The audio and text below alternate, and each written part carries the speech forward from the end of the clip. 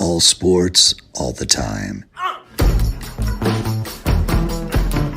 There's heroes and there's legends. Heroes get remembered. Legends never die. This is the Spoken Podcast. Hold your ears, folks. It's showtime. I'm your host, Lance Twidwell. Man, that kid, he can ball, man. He can ball. Touchdown, Kansas City! Patrick freaking Mahomes, baby! Let's talk some sports, because that's what we're here to do. You are tuned in to The Spoken.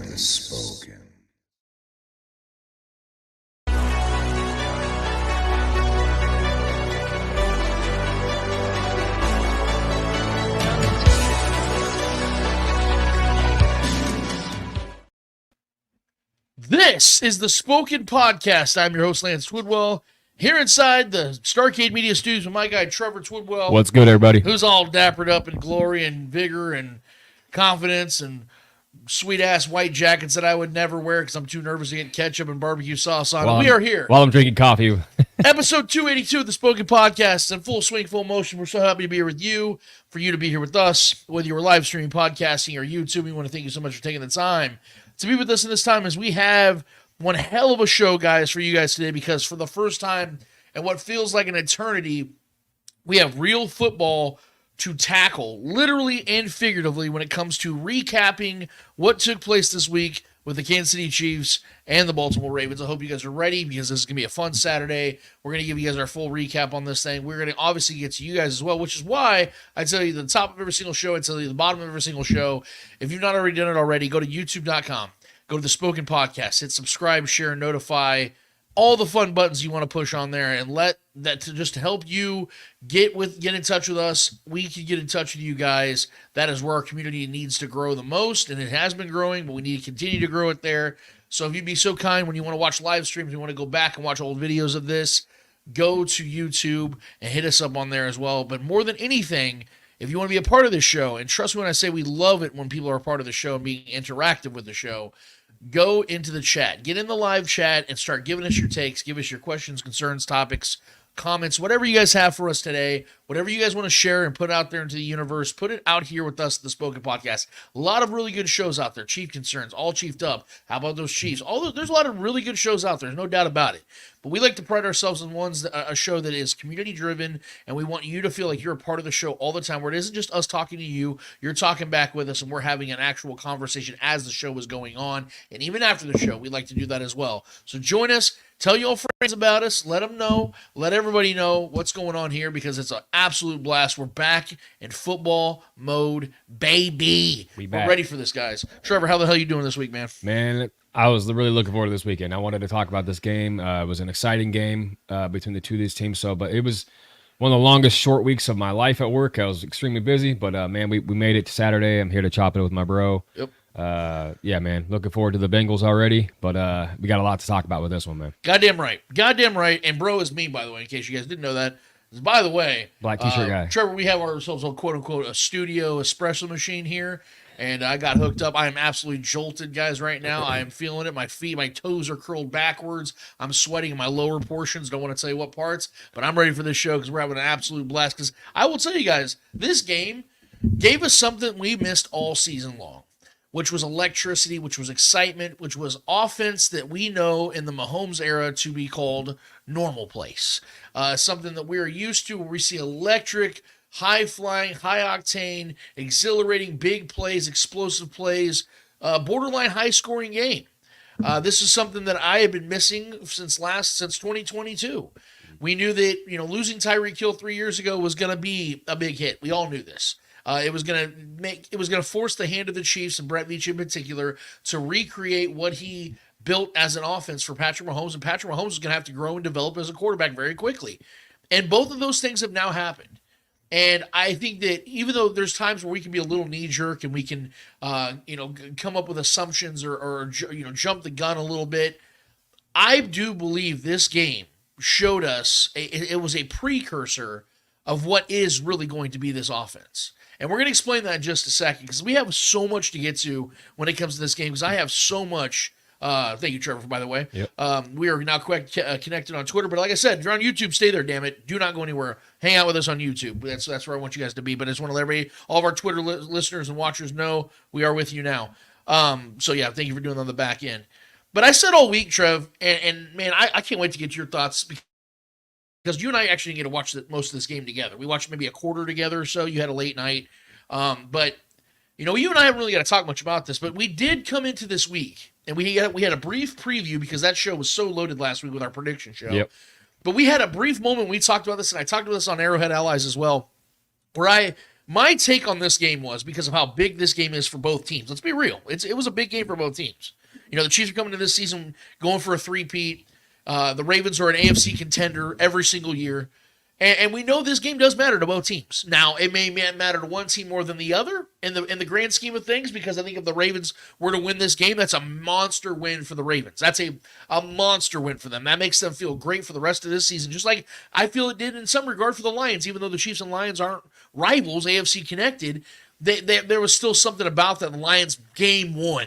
Go in there and beat Kansas City in Arrowhead, you know, the defending champs. It just feels good. For the Ravens, it'd be all that more because the Chiefs are the ones that ended their season in their house in the AFC Championship, and it was one game, obviously, from, you know, Lamar playing in the Super Bowl for the first time in his career.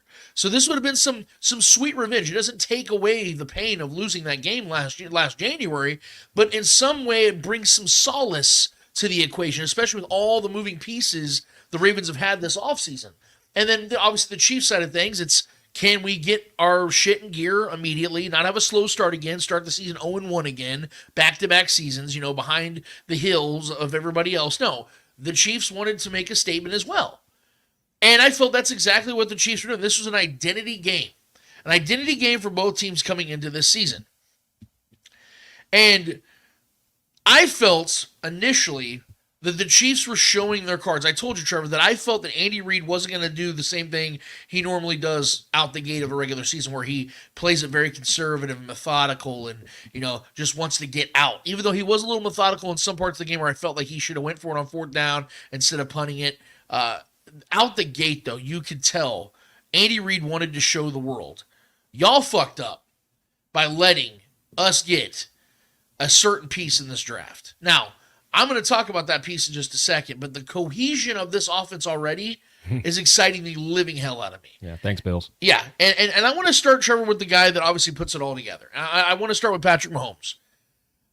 Even though his touchdown-interception ratio was 1 for 1 in this game, and he had one really bad interception, he admitted it. Yeah. Got a little greedy, you know, tried to hit Rashee up the middle, and Roquan was right in front of it. Patrick got kind of hit, so it kind of deterred his throw, and he should have just hit Travis Kelce in the flat or just dirted the ball. Didn't do either. Had a costly turnover. One play after the Chiefs gave Patrick Mahomes the ball by, you know, stopping the Lamar Jackson Ravens on fourth down. But outside of that, Trevor, Patrick Mahomes was magnificent in this game. He went 20 of 28, which is almost 72% of his passes completed, but 25 of those 28 passes should have been caught. We saw multiple drops in this game, balls that hit receivers in hands that went right through it. So even though I don't obviously feel as bad about this receiving core as I did last year, not even close, we did see some concerns in that regard. Now, obviously, Pacheco's a running back, so, you know, running backs, they don't have the hands of a receiver, but he's still becoming a better catcher. He's still learning. Yeah, he's still evolving as a player.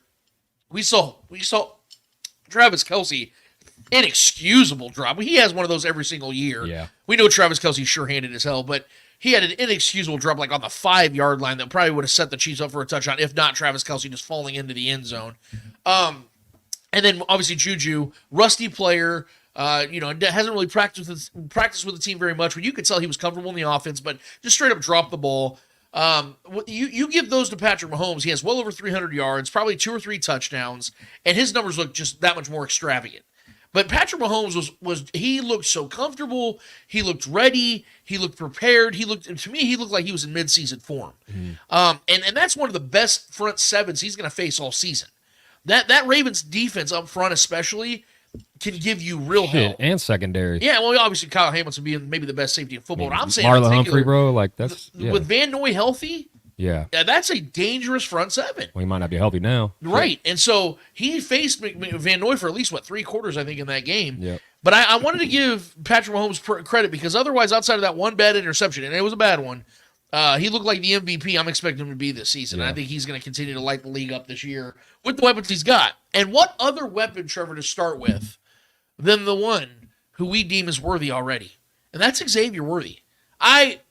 You guys know. We needed to see it first, and yes. My God, did we see it. Trev, this is, okay, people think, and I want to preface this because I'm not trying to get in defense mode already because I'm more than willing to admit when I'm wrong. But all I wanted to see is Xavier Worthy a guy that can transition to the NFL game. Yes, we all knew this dude was lightning quick. That's not going to change. It's not like Xavier Worthy is going to come in the league and all of a sudden get slow. We knew he had the blinding speed. But was he going to be a football player? Right. Was he going to be a guy that can make football plays, and is he going to be able to stay healthy? That's the biggest thing. We saw this man get 3 targets or 3 touches in this game. 2 touchdowns. Yep. I think I'm ready to say that Xavier Worthy's an NFL player. Pretty efficient, yeah. Pretty efficient. Seeing this guy in 3 touches has more touchdowns in his career than Sky Moore in 34 games. And that isn't trying to take a shot at Sky Moore, but this tells you the difference between what Brett Veach did with this pick and what he did with the Sky Moore pick. How effective Xavier Worthy already is in this offense. And I said, Trevor, on Twitter just yesterday that, because obviously we cannot wait because, oh, by the way, guys, I don't know if you guys knew this. Hollywood Brown's going to be added to the equation next week by the Browns. From all the indications, it sounds like he's going to be ready for next week's game. So that's going to be a massive upgrade for an offense that just scored 27 points on probably a B- performance. But I said, Trevor, on Twitter this week that not having Hollywood Brown in this week 1 matchup could very well be a blessing in disguise for Xavier Worthy's early season development. Because we all know that Hollywood is that veteran. He's going to come in here, he's going to find his groove, he's going to find his place, and he's going to be an effective piece in this offense. Throw him to the wolves, see how he reacts. Yeah. Hollywood knows that he's going to find his place in this offense. Yeah. Him and Patrick already have that chemistry. Yeah. But knowing that Xavier was getting all those snaps and all those opportunities that otherwise would have probably went to Hollywood Brown out the gate, now tells me that Xavier's coming into week 2, week 3, week 4, week 5, week 6, week 7, knowing that he's capable. He does not have to worry. He's not going into game 2 against the Bengals going, well, I'm still going to try to find my place in this offense. I'm still going to, I'm going to score eventually. I'm going to get in the end zone eventually. That pressure's off him now. Like he's now in a place of, oh, I'm expecting to do this. This is now a part of what I am for this offense. I'm now a legitimate piece of this equation. And so Hollywood, like I said, no one's getting in each other's way. No one's stepping on each other's toes. Yeah. Now that Xavier is establishing himself in just 1 week, now that she's because Andy is he builds his offense on trust. That's why most rookies don't start for Andy Reid throughout his career. But we always talk about this, Trevor, with Andy Reid, when it comes to coaching, as long as he has now 26 seasons in total as a head coach, when you coach long enough, eventually you're going to do something for the first time. You're starting a left tackle for the first time in 𝚂𝙿𝙾𝙺. You're utilizing Xavier Worthy as a rookie, unlike anybody probably since Kareem Hunt. So there are firsts for everything. And Xavier Worthy looks like that first rookie wide receiver that could blow the lid off this offense. Like Rashee Rice was really good last season. Yeah. But Xavier Worthy looks like he could take it to another level of being a game-wrecking player. The Tyreek Hill type of guy. We've always talked about it. In a different way. Yeah. She's like death by 1,000 cuts. Yes, he's a possessions receiver. Xavier is that 1-2 plays of the game that's just going to wreck your whole day. That's exactly it, Trevor. It's so weird, and I almost get chills thinking about it. Because we know that this is still, Travis Kelce's still going to be the man. I don't believe he's going to have 3 catches for 34 or 24 yards every week. He's going to have his monster blow-up games. Travis Kelce's still the man. But I love, Trevor, the fact that it's almost like Brett Veach has intentionally reconstructed what he had when he started off as Chiefs GM. What do I mean by that? You're now seeing Rashee Rice becoming Travis Kelce in this offense. Yeah. And you're seeing Xavier Worthy becoming that next Tyreek Hill. It's almost like he's rebuilt that duo. Yeah, Rashee even said it himself, talking about all he's been doing this offseason is learning from Trav. It feels like Trav's passing that improvised kind of offense when the play breaks down to Rashee. What do we always say about Travis Kelce? Love it, dude. Travis Kelce doesn't play like a tight end. No. He plays like a possessions receiver. He plays like a slot receiver. Well, we saw him do that play too, that 3rd and long where Pat rolled out and Kelce broke free with that little shake move he put on the guy and got open. That's shit that he's teaching Rashee. That's a Travis You Kelce get Rashee move. in that kind of mentality, and after what he could do with the catch, oh my God. Right. Man. And so this is again, all of this, it sucks not having Hollywood Brown there, because I think if Hollywood Brown would have played, the Chiefs would have scored 35 in this game. Because I think that one of those passes to one of those running backs would have probably went to Hollywood, and Hollywood houses it. But the fact that the Chiefs were still able to pull this game off, have the offense play the way they did, Xavier Worthy having the effectiveness he did without Hollywood Brown, I think could be the best thing that could happen. We got a comment? Well, Shaggy was just giving me a shout out on my gear. He said, Trevor's gear is the freaking bomb, yo. 1992 in the house. Where did you get that, brother? Hey, man, I just got this on Fanatics, man. They just dropped this a little bit ago. They actually dropped the price on it, too. So if you want to go grab you one, they're probably selling out pretty quick. But couldn't pass on the fresh whites, Shane. You know what I'm saying, dude? Shout out to the whites, baby. These whites I wasn't even talking about jackets, people, not people. Yeah. Shout out to the whites. Shout out to my whites. Shane knows what I'm talking about, man. Let's go. Appreciate you, Shane. No, I wasn't even going to try to compete today, guys. I'm just going to throw on my old Quentin Tarantino shirt today. I'm going to let Trevor have the shine. I do have 2 kids, so we'll see how long this fresh white coat lasts. But it's going to be on special occasions. I will be wearing this against the Bengals, though. You better believe it. Trevor knows that I eat food like I make love. I get messy, so I never wear that. I'd never wear that thing. So I spill something on it right now, being across from him. So I'm trying to be careful as it is, but. No, and thank you, Shaggy, for chiming in, brother, because we want to get your takes on this as well. And by the way, if you're not doing it already, I don't know if you guys watch Shaggy and Harvey Williams on the Starcade Media post-game show. Absolutely fantastic. Shaggy was meant for that. Trevor and I had a blast doing it last year, but Shaggy and Harvey they're built for it. What's up? Ruben DeCruz says Trev's racist. Hey, man. Finally got canceled, Trev. You finally got canceled. Hey, don't clip that, bro. Don't you dare clip that. That's gonna go. That's fucking. That's. Shout out to my whites. But we know how that goes. Oh my god. No, hey. but no, I just giving a shout out to our guys over at the post game show because it was awesome. Shaggy went on a great tangent.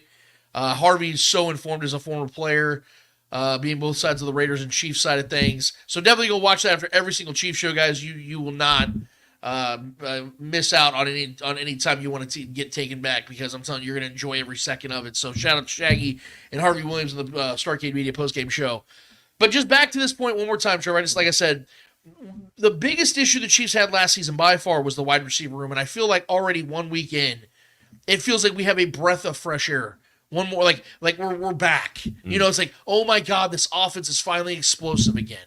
We've always talked about how Patrick Mahomes, I hammer this point home all the time. Patrick Mahomes does not need a Tyreek Hill. He needs a Juju Smith-Schuster. He just needs reliability.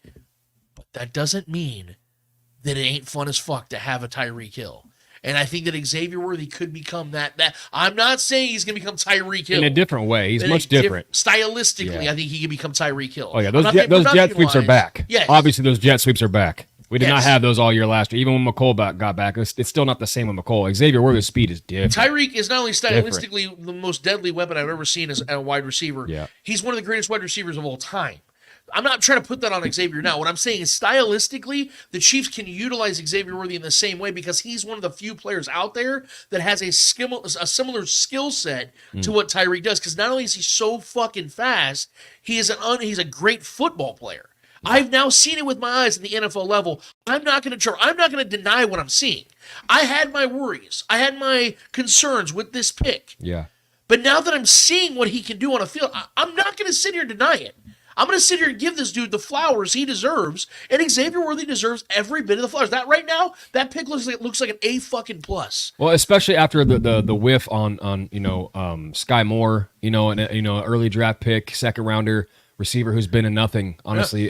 He's still out there for some reason. Listen, I'm not trying to shit on the guy, but yeah, I mean, after a big whip like that, now we've hit not only a Pacheco, in the later rounds, and then and then investing highly in a receiver, and 2 back-to-back receivers that have hit, in the second and the first round now, and Xavier Worthy and Rashee Rice. 2 great picks so far. So Veach is kind of starting to get his chops in the offensive draft picks now, along with these DBs and other guys he's been drafting on the defensive end and the offensive line. So, man, if we continue to bring in offensive weapons through the draft like this, bro, the whole league's in trouble, man. Well, because Worthy is the truth, though. We're also seeing Brett starting to get his chops in developing defensive linemen and offensive linemen. Yeah, that's always been something we've been a little worried about. Is can Brett Veach draft offensive and defensive linemen? We're seeing that too, and we got a couple guys to talk about in that one in regard. But to stay at the wide receiver position just for a minute longer, Trevor, we have to talk about Rashee Rice. Now that we're giving the praise to Xavier Worthy being that X, Bro, that's my we boy. got to talk Let's about. I'm go. sorry, the Y. We got to talk about the X now. Yeah. We have to talk about the guy that, in my opinion, is quickly becoming one of the better receivers in this league. And I don't say that lightly because this league is littered with great wide receivers. But it seems like now every single game, Rashee Rice is putting up numbers. I mean, look at this, Trevor. Like in the first 17 games of his career, he's got well over 1,000 yards, 7-8 touchdowns. Okay, that for a regular season, that looks great. We have to remember something. He hasn't started 17 games. Remember, beginning of last season, Rashee was very much like slowly put into the offense. He was slowly becoming a guy in this offense. And by week, was it 7, 8, 9? That's when he really started to take off. Right around like that Raiders game in Las Vegas is when he really started to become that guy. So I looked at it this morning, Trevor. Through the first 9 starts, not games, again, not games. The first 9 regular season starts of Rashee Rice's career, he has 55 receptions for 697 yards and 5 touchdowns. If you span that over a 17-game schedule of 17 starts, he would have 103 receptions for 1,317 yards and 9 touchdowns. That's elite wide receiver numbers. And you all know you guys know my stance on Rashee Rice. I've said over and over again, I view him as more like a high-end wide receiver too. I think he's one of those guys that'll be, the 23rd, 24th best receiver in the league. A high-end wide receiver too. But he is quickly changing my mind. If he has, Trevor, a 1,300-yard season with 8 to 12, 13 touchdowns, that's wide receiver 1 shit. Now, we know he's got legal issues he's going to be dealing with inevitably. But if he stays out of trouble from this point on, this is a guy that Chiefs cannot let go. Rashee Rice I understand that you can have a rotating door here and there, but even with Tyreek Hill, they let him go, but that's because Tyreek Hill let greed get in the way. If Rashee Rice goes for a market value deal extension with the Chiefs, I think he gets it. I know I'm speaking a little ahead of time, and I sound all excited like a kid on Christmas morning, but that's how I feel right now. With these weapons the Chiefs have that they've built through the draft. And they're so young. Rashee's only 24 years old, just turned 24 years old. Yeah. Xavier Worthy's 21 years old. These guys can be your building blocks for the next 8 years. And so I'm looking, like I said, I feel like there's almost like this slow, methodical recreation of what that 2018 offense was. Pacheco's starting to evolve into a pass-catching running back, turning into more of a Kareem Hunt-style running back. You have Xavier Worthy playing like the Tyreek Hill. You have Rashee Rice playing like Travis Kelce incumbent. This is what this offense was built on when Patrick Mahomes took over. Why wouldn't they try to recreate that? Even with the evolution of Patrick Mahomes, we all know deep down Patrick Mahomes likes to throw it deep, son. That's what his thing. That's what he likes to do. He likes to play exciting offense. Why change that? Why clip the wings of what this offense was when it was at its apex? Why not go for it again when you have a top 10 defense? That's my point. So I don't know what you saw from Rashee, Trevor. I'm seeing great things, and and one more thing I want to add real quick, Trevor, because I'm bringing up Hollywood Brown. I feel like I'm kind of like negating him, but to me, it doesn't matter what Hollywood Brown is in this offense or what he brings to this offense. Yeah. This offense is going to continue to. I truly believe, Trevor, that this offense, Rashee Rice is going to continue to be a primary target alongside Travis Kelce. I think they're going to be the 2 guys that get the most targets for a whole season. And that doesn't mean that Hollywood, again, can't or won't have real impact in this offense, because I fully expect him to when he comes in. I fully expect Hollywood Brown to be an impact player. I have him having over 780 yards and 6 touchdowns this season. Of course, man. This is a prove-it year for him. He has to. He has to go. Yeah, he has to get his money. We're going to get the best out of him. But this offense is not going to run through him, and that's okay. Because like I said, he's going to play his role, and I'm more than okay doesn't need with to. that. It takes more of the pressure off of him, man. And I'm excited to see him get back in the mix. And I think people kind of forget the talent he was coming into this league. Right, the guy was an absolute stud coming into this league. He was drafted with the Ravens, where he was drafted for a reason, and just hasn't. Let's be honest. Like the Ravens' offense isn't really a wide receiver friendly offense. Right. It hasn't really ever been, and especially since Lamar's been, in that offense. It's a lot of 2 tight end sets. We saw that against us just the other night. Their second tight end was eating us up because we were shutting Mark Andrews down.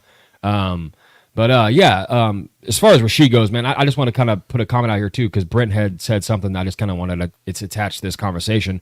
He says, Brent played well, but he gets a lot of manufactured touches, plus Kelce and Worthy open up the field for him. That's football, man.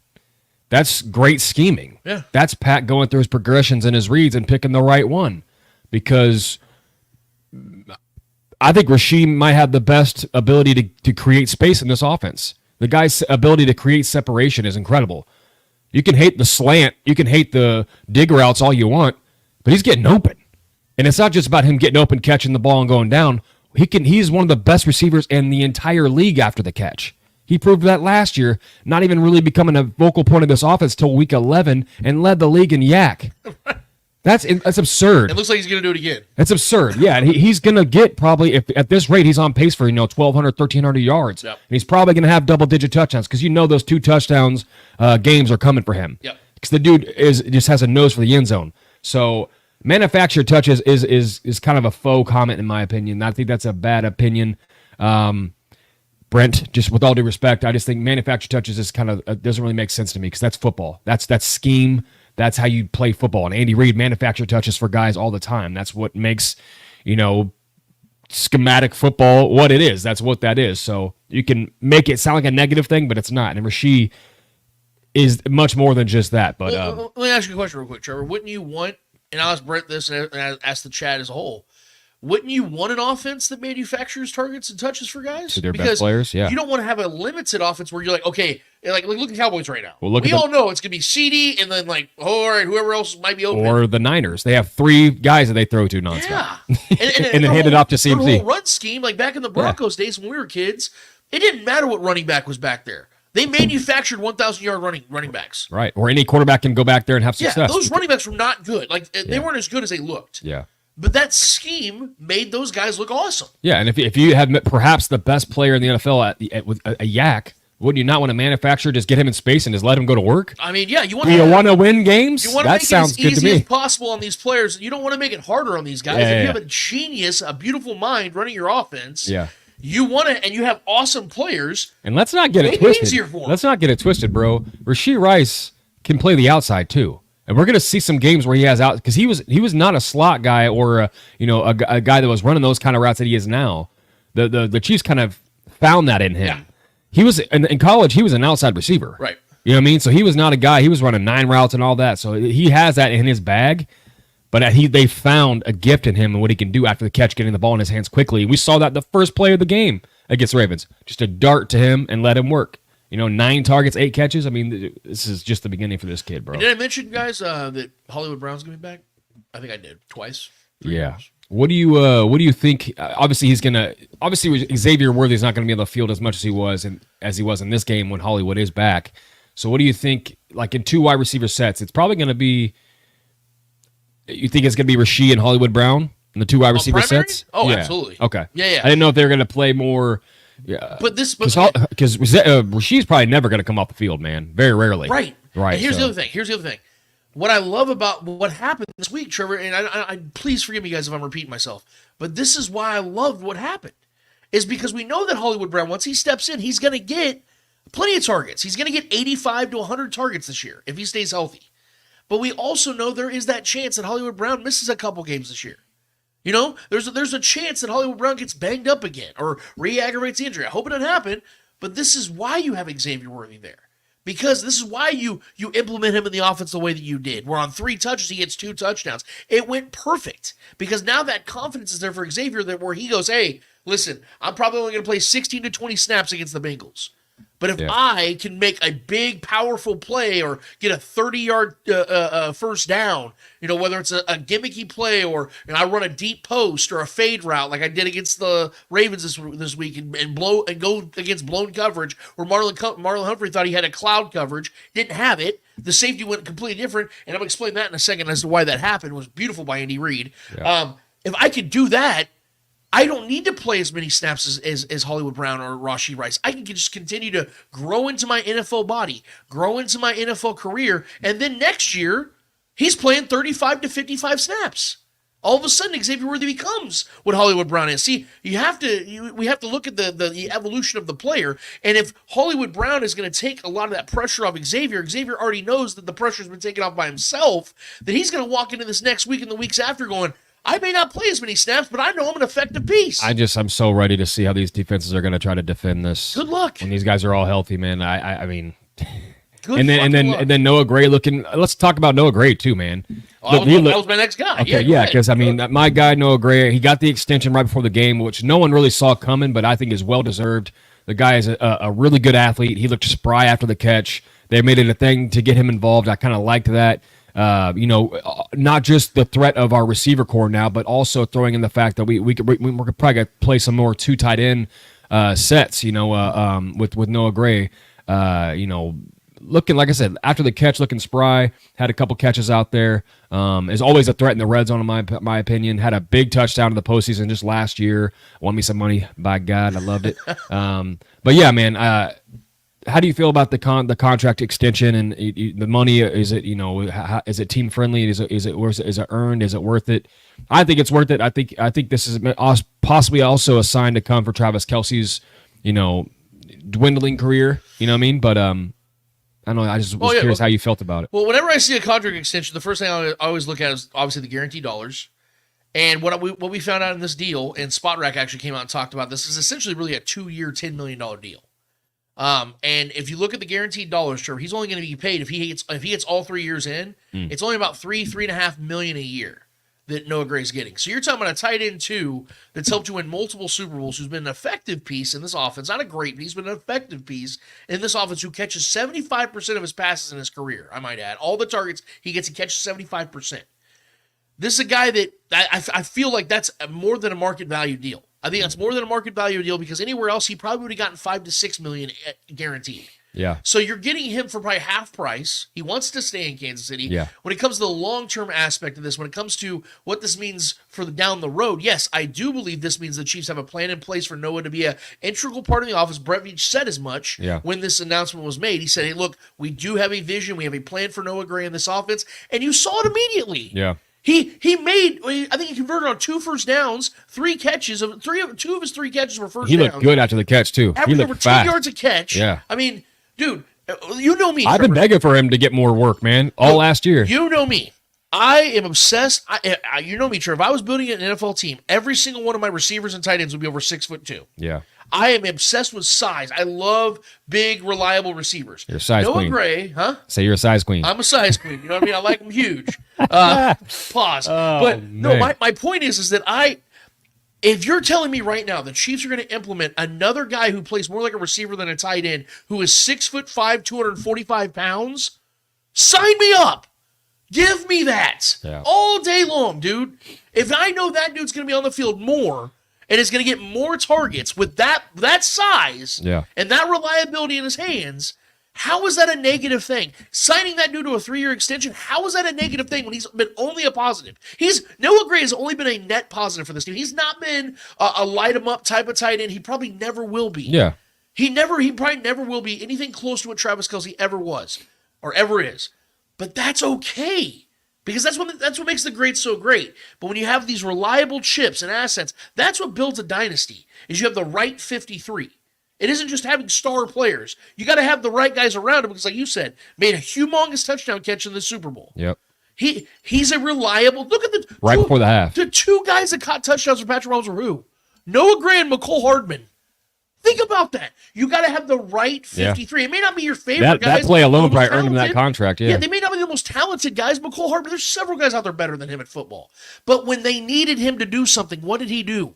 He caught a big bomb catch earlier in the game in the Super Bowl, and then caught the game-winning touchdown. Mm-hmm. That could have been anybody, but McCole did it. Yeah. So Noah Gray's the same thing. He fits in that same mold of being guys the Chiefs just know, hey, when we call your number, we know you're going to get it done. We know in the Jets game, that close game last year, ridiculously close game, who scored the opening touchdown for the Chiefs? Noah freaking Gray. Yep. These are guys that the Chiefs can rely on. So I love this signing, dude. And like I said, you have a long-term plan in place, and he's already an effective piece in the offense this season, which tells me they're going to continue to go to that well when they know these defenses, as the season goes on and they start to get more film on these other pieces. Oh, okay, you know what, dude? They're gonna make sure Rashee doesn't do anything tonight. And Travis, he's a little bit older. We're gonna kind of ease him so he can be a postseason addition. We need Noah Gray to get 8 targets tonight. Patrick, can you make it happen? Absolutely. Yep. Because he's going to catch 5-6 of them. And that's what we need. If the Chiefs can just get 5-6 catches out of Noah Gray in a crunch, in a pinch game, that's going to be the difference. And he's also, I think Noah's also one of those guys who's a great leader in the locker room, because even Travis Kelce has talked about, He's even there in the building, the practice facility before he is. He's like always the first guy in the building. He said he's the hardest working guy in this entire team. So that's something that, is noteworthy, right? That's something, as out of a guy that does the dirty work, does a lot of blocking, is good after the catch as a tight end. It's just that's just one of those coach's favorite kind of guys. So I think him getting the extension makes sense, and I think Jared Wiley is the truth. I think Jared Wiley is coming. I think Jared Wiley is going to be a stud for this offense for a while. So I think this just keeping that camaraderie around the tight end room. These guys are all good friends. These guys are all starting to, getting Jared Wiley, who's a monster of a man. My God, you see him out there? How big he looks, dude. He's bigger than Travis Kelce. He's huge. I believe he's 6'6". He's a monster. So I'm excited to see what that kid can do here soon. These next couple seasons, becoming more of an integral part of this offense. I do believe that is coming. Joe Tooney lining up at tight end for a monster, second, dude. Absolute monster. Yeah, right. So yeah, and I think that I don't know how you feel. I think this contract is kind of a, I said indication that there are other contracts coming as far as Trey Smith, maybe Nick Bolton. I know we're kind of off the Nick Bolton train at this point because he looked pretty bad this week. I'm sure we'll touch on that. But do you think this is something that an indication that they are going to pay at least Trey and get a contract done before the season's ends? With maybe both those guys, if they can get them on a more of a team friendly deal. Absolutely. Because what this tells me is that Brett Veach has the same mindset that we've been talking about here forever. Yeah. You pay offense. Especially before the season ends. Yeah. And I think Trey Smith is getting that extension very soon. The market's just going to keep going up. I bet by week 3 we hear of Trey Smith getting an extension. Because Trey Smith was unbelievably great in this game. Yeah. And he's been nothing but great since he's entered the league in 2021. So, yeah, I think at this point, they're just trying to figure out the numbers. And I love the way the Chiefs operate, Trevor, behind the doors. We don't hear anything. You didn't hear nothing about the Creed Humphrey contract extension. Hey, there are rumblings that, the Chiefs and him are kind of separate on $5 to $10 million. You're not hearing anything. And all of a sudden, Bears-Chiefs preseason game kicked off. Creed Humphrey gets an extension. Chiefs-Ravens kickoff.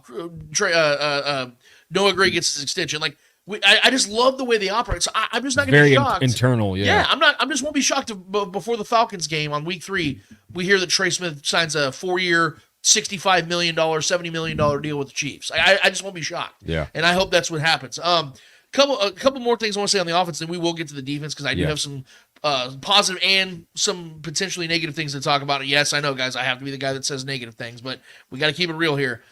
This isn't negative at all, but I do want to give my flowers to Kelce and Pacheco because neither one of them had great games as far as box score. They didn't light up the box score.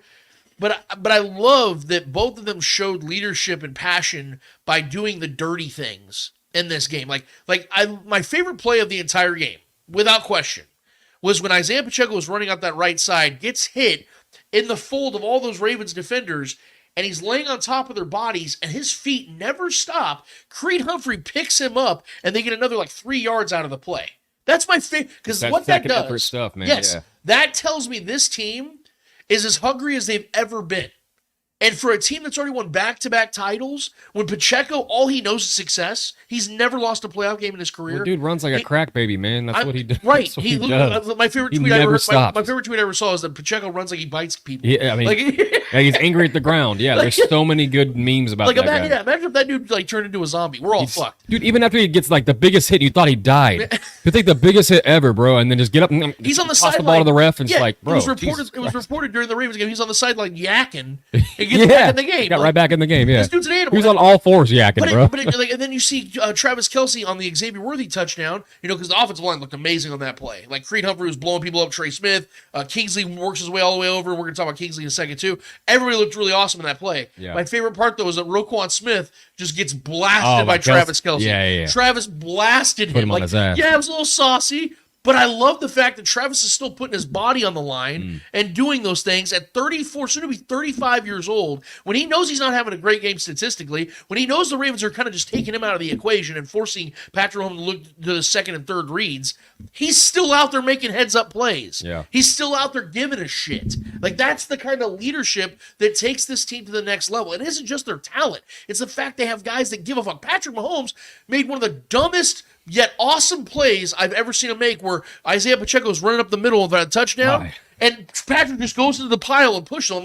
Don't fucking do that. Yeah, we all God damn, that was awesome. Like, at the same time, you're like, that's so cool. Your quarterback wants to get in there and help, get that touchdown. But it's the dumbest thing he can do. Like, you got 3 rings already, bro. Take it easy. This is week 1. Don't be, you know how it goes, man. Those people falling on each other and stuff, like, it's dangerous. But Patrick wants to win. Like, these guys care. So I want to give a shout out to Kelsey and Pacheco because, like I said, Travis had 3 catches, like 34 yards. Pacheco, I think, had like 78 total yards, which is good. But, he dropped the ball that could have been a touchdown. He didn't have a great game overall, but he just showed that, you know what, I may not have it tonight, but I'm going to give my team everything I got. And there's a picture, how about them Chiefs posted, that I got to share with you guys when he's like just pumping the crowd up. His hair's all everywhere. Like, I love it when he does the hair thing. Oh, yeah, dude. And that's the kind of thing, like I said, that keeps these teams hungry, man, to go for more titles. And the offensive line, we have to give the offensive line credit in this game. I know that the Ravens did get some pressure on Patrick Mahomes. We're talking about the first game of this offensive line being together as a unit. Yeah. Kingsley Suamata'i is a rookie left tackle, and he held his own.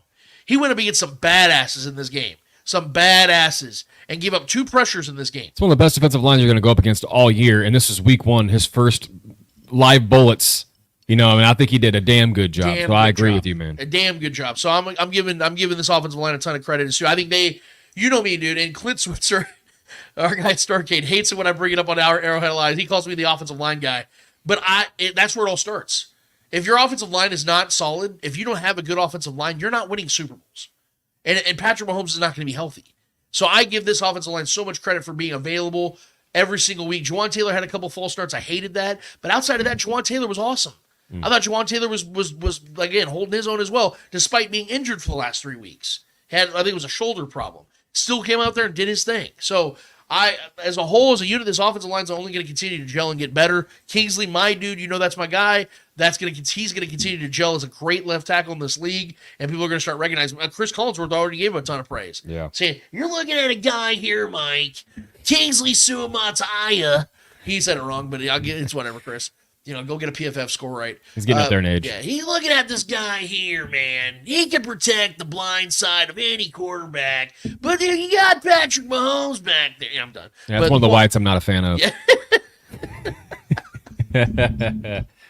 Looking at a guy here who's running his mouth. Not a favorite white of mine. Not a favorite white. Let's actually get to the defensive side here. We're rolling along here, man. We're not even an hour in. A lot of great players on the field. Lamar Jackson was awesome. Patrick was awesome. Here we go. Rashee Rice, Xavier Worthy, all these guys were awesome. They all were.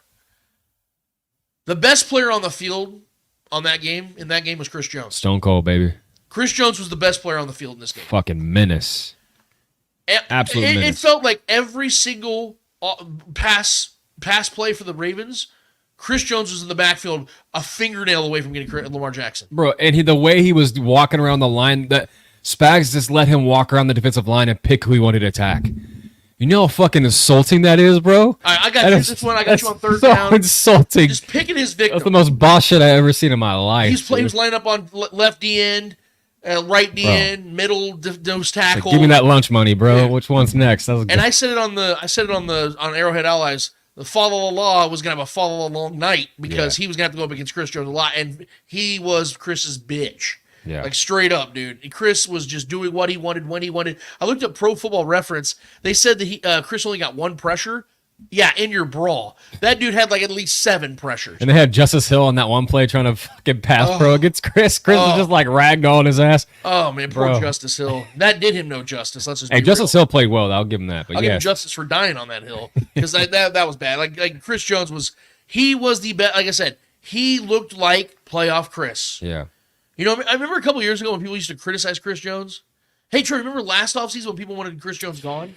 I do remember that not too long ago. Some of you watching this right now, we're part of that whole, Lance, he's got too big of an ego. Oh, Chiefs can win without him. Oh, they don't need him. That is the guy that's going to make the first ballot Hall of Fame.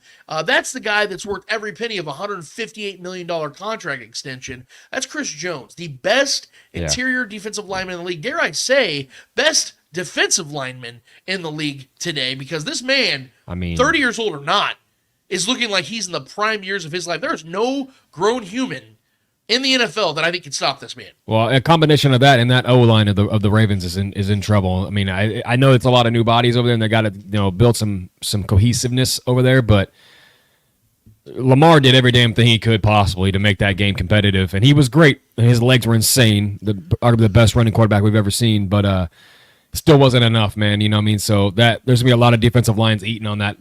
It's gonna be a long season for that O-line until they figure something out. But which I believe they could. But that was a long night, and Chris Jones was just having his way, man. Well, Chris Jones fun to watch. Sack, obviously, we know that. Yeah.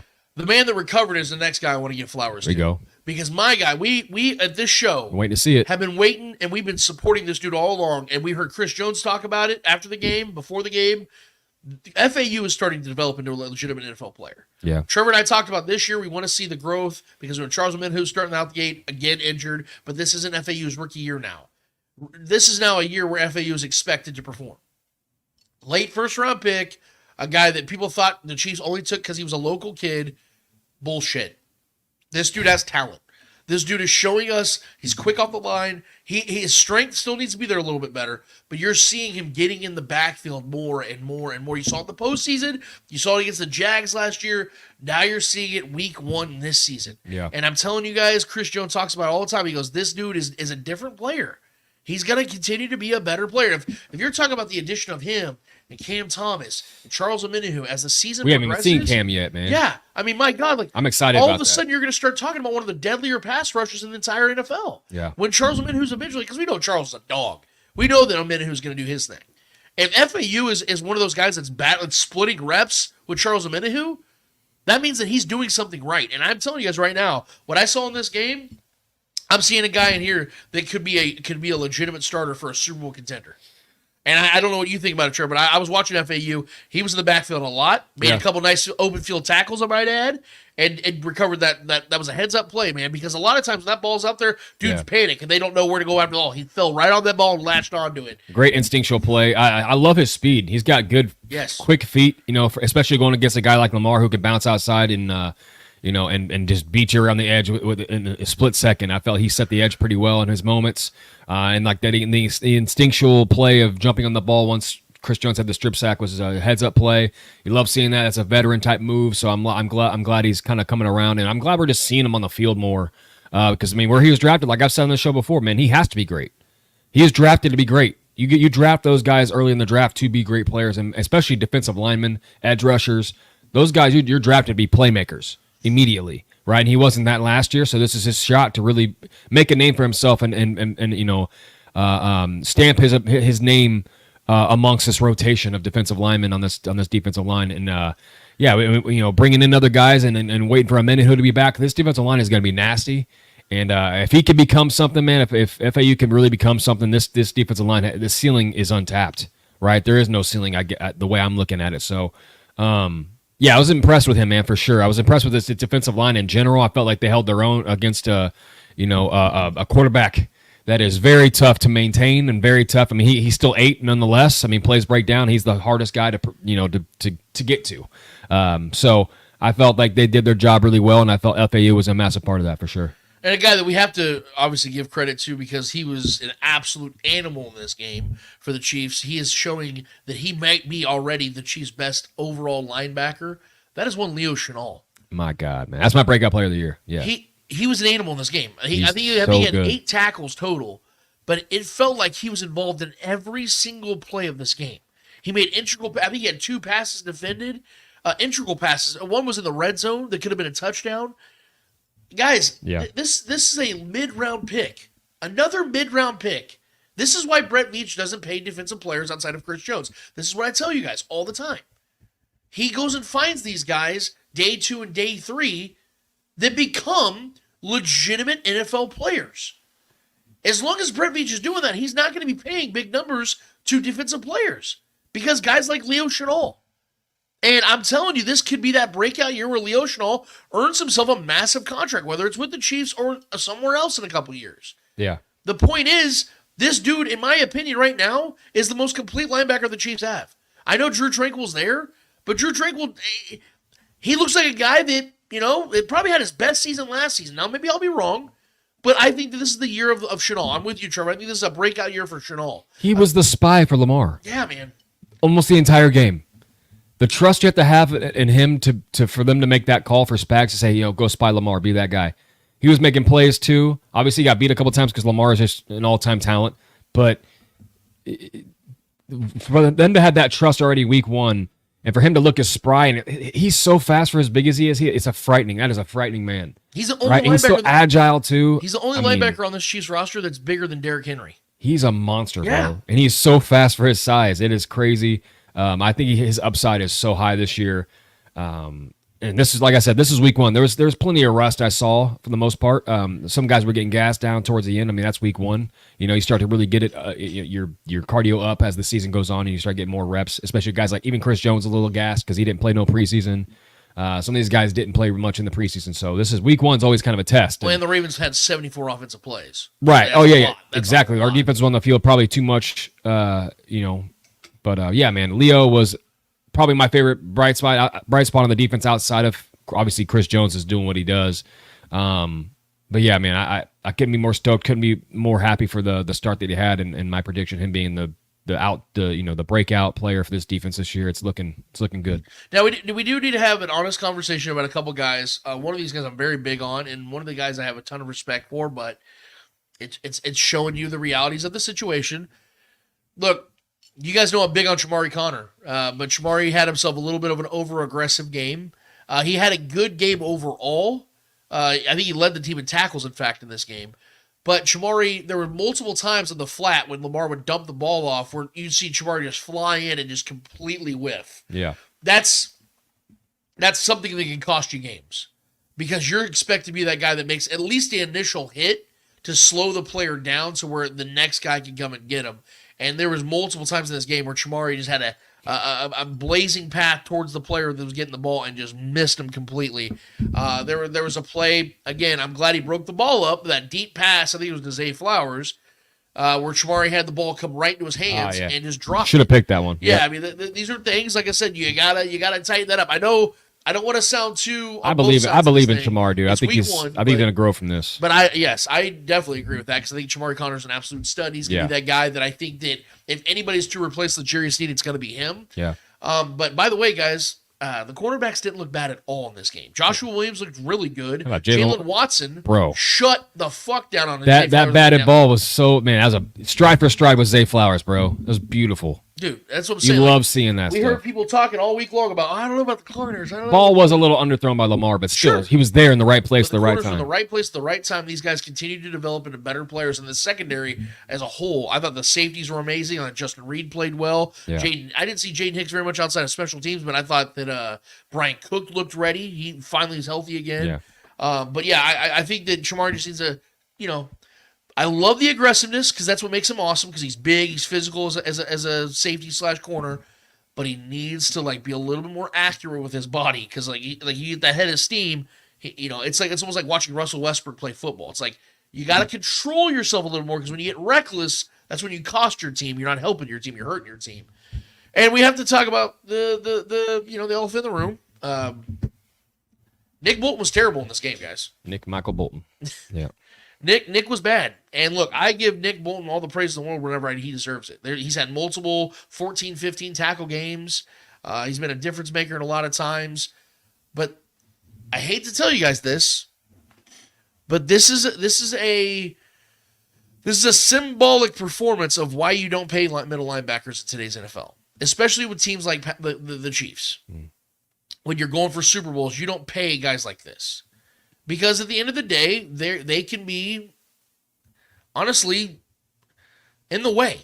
And you saw Nick Bolton get exposed multiple times in pass defense. And this has been his, by far, biggest weakness. And look, the Ravens are going to be, although as a collective, probably one of the better teams the Chiefs are going to face all year. At the same time, that's probably one of the worst passing teams they're going to face all year. And so you look at 30 other, for sure, 30 other teams watched that game and said, we have to expose Nick Bolton in the pass game. And Spags has to know, even though I know he loves Nick, I can't afford to have him out there on third downs. I just can't. Nick Bolton has got to get off the field on third and long. He was getting destroyed. That touchdown to Isaiah Likely was one of the most pathetic plays. On a broken play, too. That's what pissed me off the most. And Nick was right in front Lamar of him. Lamar just threw it up, hoping Isaiah would get there. And not only did he catch it, which is fine, because obviously, Isaiah Likely is probably a better overall athlete than Nick Bolton. He's taller. And Isaiah Likely is an absolute He caught the ball, stud. Trevor. Turns around and just does a one shoulder shrug, and Bolton just goes and then you see Bolton looks like he's running in cement.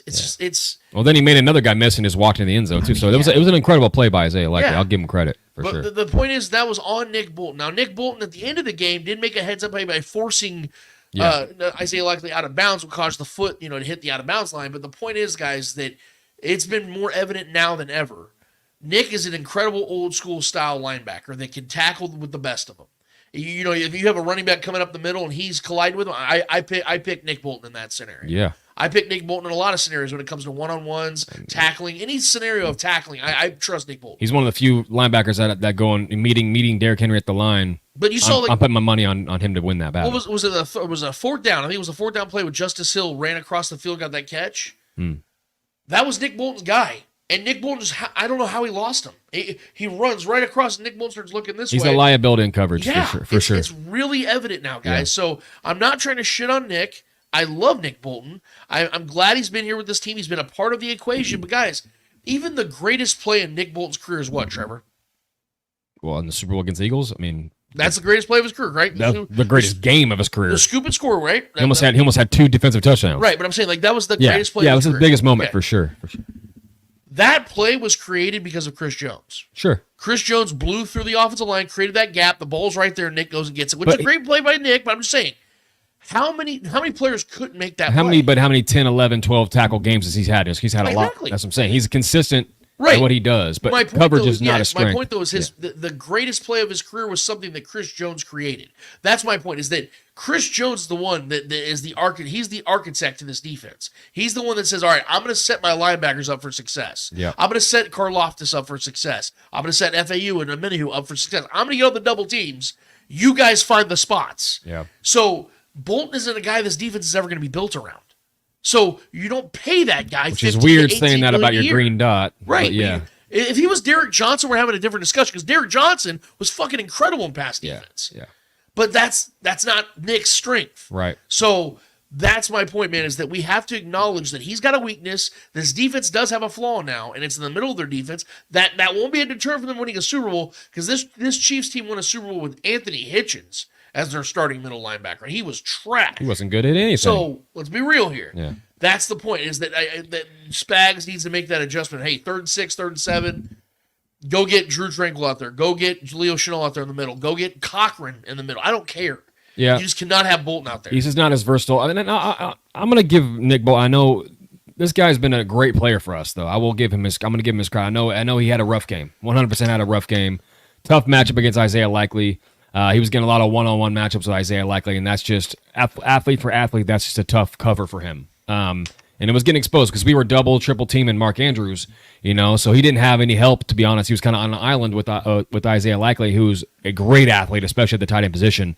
The dude's a freak. So that's a tough matchup for him. He was losing that one badly, but this is a guy that one of the guys I was talking about when it comes to rust. Week 1 rust. I was kind of expecting Nick Bolton to be a little rusty because he didn't do much at camp. He didn't play any preseason games because he was dealing with some injuries. So this is his first real game, kind of getting back in the game speed stuff. So Nick Bolton's gonna have some great moments this season, and I'm looking forward to it. Coverage is not his forte. I will say that. That's where he struggles. Give me any other linebacker on this team in that position. I felt Spags probably should have caught onto that and maybe took him out of the rotation on certain plays, but you can't really do that with your green dot because he's our leader, right? So he's a guy out there. He's kind of quarterback in the defense. He was the one telling Chris Jones to pick his guys too, which is fucking hilarious. Yeah, man. So this was a tough night for Nick Bolton. So many bright spots, so many things to gloat about on this defense and offense for this team. He was just one of the spots that kind of single-handedly kept the Ravens in this game because Isaiah Likely was the only real weapon out there outside of Lamar Jackson that kept them in this game and made it competitive. So I'm not going to sit here and say, yeah, he just needs to get better than that because I think he is who he is at this point. And I think that being on film is bad for other teams, coming into matchups who have talented tight ends, and most teams nowadays have one or two talented tight ends on their roster. So that's a spot on our defense that I think most teams moving forward are going to try to exploit. So we have to kind of counter that, maybe, figure something out with Nick Bolton, maybe get him some more help. But we're not going to double, triple team most tight ends. I think most weeks Mark Andrews is a special tight end, one of the best in the game. So I don't think that's something we're going to do every week. So I think he will have more help moving forward for most game plans. So yeah, I think this is one we just got to put behind us. And I think he's going to have much better days in the rest of the season. Well, in 2 weeks from now, the Chiefs will be facing Kyle Pitts. And there's just no way that you can line up the same type of defense that you face because Kyle Pitts is just such a damn good athlete. And with Kirk Cousins as his quarterback, I'm expecting big things from Kyle, especially on a contract year. My point is, I don't want to double down on Nick Bolton here. I do agree with you. I do think he's going to get his sea legs. I do believe he's going to, get in better shape, things of that nature. I understand he's missed time. But you notice I'm not just talking about him being out of shape and slow. I'm talking about the fact he's missing reads. Sure. That has nothing to do with you being in camp shape. That's neurological. That's understanding what you're seeing. And Nick Bolton is the green dot, which means you're supposed to be the guy that's understanding those things. Yeah. And when you're just missing guys and they're getting wide open on the flat and getting 8, 9, 10, 15 yards, that's stuff that can cost you games. Because that Isaiah Likely potential touchdown at the end of the game wouldn't have mattered if you make plays like that or you don't give up big touchdowns like that to Isaiah Likely. So what I'm saying is there are people out there that want Nick Bolton to make big money. Okay, then we have to hold him to a higher standard. If you think he's a guy worth that kind of money, we have to hold him to a higher standard than any of these young bucks that are on this defense right now. They're still cutting their teeth because Bolton is one of the veterans. He's not helping his case right now. Right. That was a bad performance. But like I said, man, I think there's going to be. I think he's a bad player. No, he's an awesome player. He's great at what he does. Yes. I truly believe that he's a great leader in this defense, and he's great. He's a great box linebacker. He's a guy that you want a nice run stuffer. Yes, that dude is going to go out there and meet some guys in the backfield. And he's one of the best in the league at doing that. And he's always tops of the league in tackles. The dude's a great open field tackler as well. But coverage is just, especially against a guy like Isaiah Likely, man. They had the Ravens have one of the best duos at tight end, especially athletic wise. So I don't think that he's going to have a lot of one-on-one matchups with tight ends a lot in a lot of these games this year because we're not, like I said, we're not going to be using extra DB help on other tight ends. Mark Andrews is kind of a special case. He's one of the best tight ends in football, and we knew that is the safety blanket for Lamar. Right, so Lamar just kind of flipped the game plan and put those responsibilities on Isaiah Likely, and he took advantage of it, and he was dominating Nick Bolton. But I think, like I said, I think Nick Bolton's gonna have some great games moving forward the rest of the year. And the Chiefs are gonna have some challenges at tight end this year. Like I said, Kyle Pitts is gonna be on the roster on the schedule. We got to see it from Kyle Pitts. Kyle Pitts don't scare me yet. David Njoku, Dalton Kincaid, and Dawson Knox. The Brock Bowers, the rookie that we're expecting big things from out of Las Vegas. There's some good tight ends on the Chiefs schedule. I'm just, like I said, I hope that Spags makes some adjustments. I think we should trust Spags to figure that one out. Yeah, and overall, my overall outlook on this game, Trevor, we're going to get to everybody at Speak It. My overall outlook on this game is it took a damn near 400-yard game from Lamar Jackson, at 395 total yards. Yep.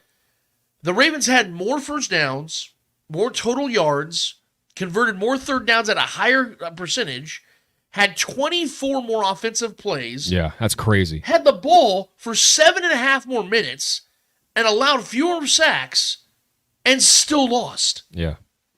Despite what Mr. Young Isaiah Likely said, this game won't be replicated by either team. Yeah. This was not the Chiefs' best. We know this. We left 4 touchdowns on the field, man. But it very well could have been the Ravens' best performance.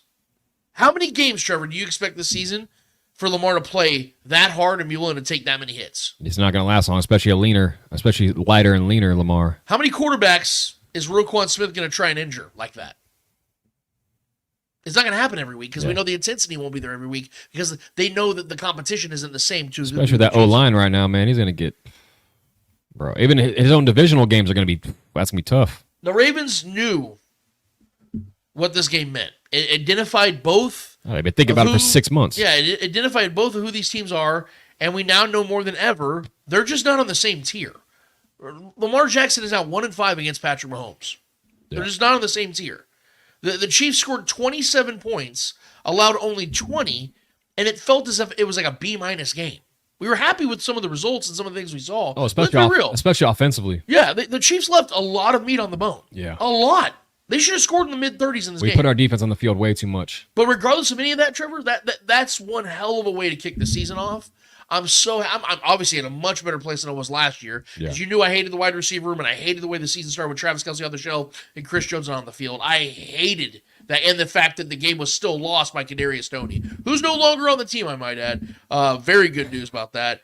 But yeah, the vibes are so much better. I'm so much happier. I think Trevor's much happier. I think the majority of you are much happier. And so that just makes things a lot better, man. The Chiefs just feel like a better team. And I said before the season started, I think this is going to be the most complete team to date in the Mahomes era. And I feel like this team stays healthy. This team is going to win a third consecutive NFL championship. I do want to give Trent McDuffie some flowers too, man. I think Trent McDuffie played a hell of a game as well. Trent McDuffie was flying all over the place, playing on the outside a lot more. He's starting to test his outside skill set rather than just being in the slot. They had Jamari Conner in the slot a lot too. I liked what I saw of our DBs overall. Our safeties, Brian Cook, he was playing his ass off out there, flying around all over the place. And Justin Reed made some good crack tackles, man. I was really impressed by Justin Reed. Just played like a savvy veteran out there. Another guy that I thought there might be some rust because he didn't get too much playing time. He didn't play in the preseason or anything like that. So I thought there might be some rust, but he looked spry. He looked quick. He looked good. But yeah, I just wanted to give our DBs some love, man. I felt like they showed us no real concern. Granted, they weren't tested too much in the passing game, but I think that's a lot to do with the pressure up front in the O-line of the Ravens. But Trent McDuffie looked good, man. His hip fluidity, everything he was moving really, really well, locking guys up. So just happy to see him looking great on the outside for sure. Absolutely. That's good. Yeah, absolutely. Yeah. I feel like we could have made mention for pretty much every player that was out there, but McDuffie, it almost becomes like boring to talk about him because it's like, I expect him to be that great. He looked great, man. He looked so good. Yeah. All right, Trev, it's time for speaking, man. What are the people talking about? What are they? What questions do they have? And if you haven't already asked one, drop it in the live chat, guys. We're ready to talk. Yeah. So I saved this one. I wasn't sure. Maybe bump up BB if he's still in the chat and maybe kind of give us an idea what he's actually talking about here. But he says, still think Rashee isn't a wide receiver. I don't know if that is based on his criticism from Chiefs Kingdom or the outside criticism about Rashee being a wide receiver. Yeah. Still think Rashee isn't a wide receiver. Oh, wide receiver one. Oh, yeah. Sorry, Bumpa Man. No. That's what I was trying to mention earlier. And I don't know if Bumpa put that question before my question or before my statement, but yeah, where I'm at right now, and new information changes everything. We know this, right? Coming into the season, I was expecting Rashee Rice to be a high-end wide receiver too, where I always stood. But now that I'm seeing him take that next step, like you said, Trevor, the route ability that I saw, the way he shook Roquan Smith, the way he did on that little short intermediate pass, that development is what can and will ultimately make him a wide receiver one. It isn't just production. Because naked production can be made by a lot of things. Like you said, we manufacture targets. We manufacture things through the offense. It can make guys look sometimes a little better than what they actually are. But Rashee developing his game even more, where he's learning how to have more fluid hips through Travis Kelce, learning how to become more of a reliable asset. Becoming more of an off-script receiver as well. That's how you become a wide receiver one. Yeah.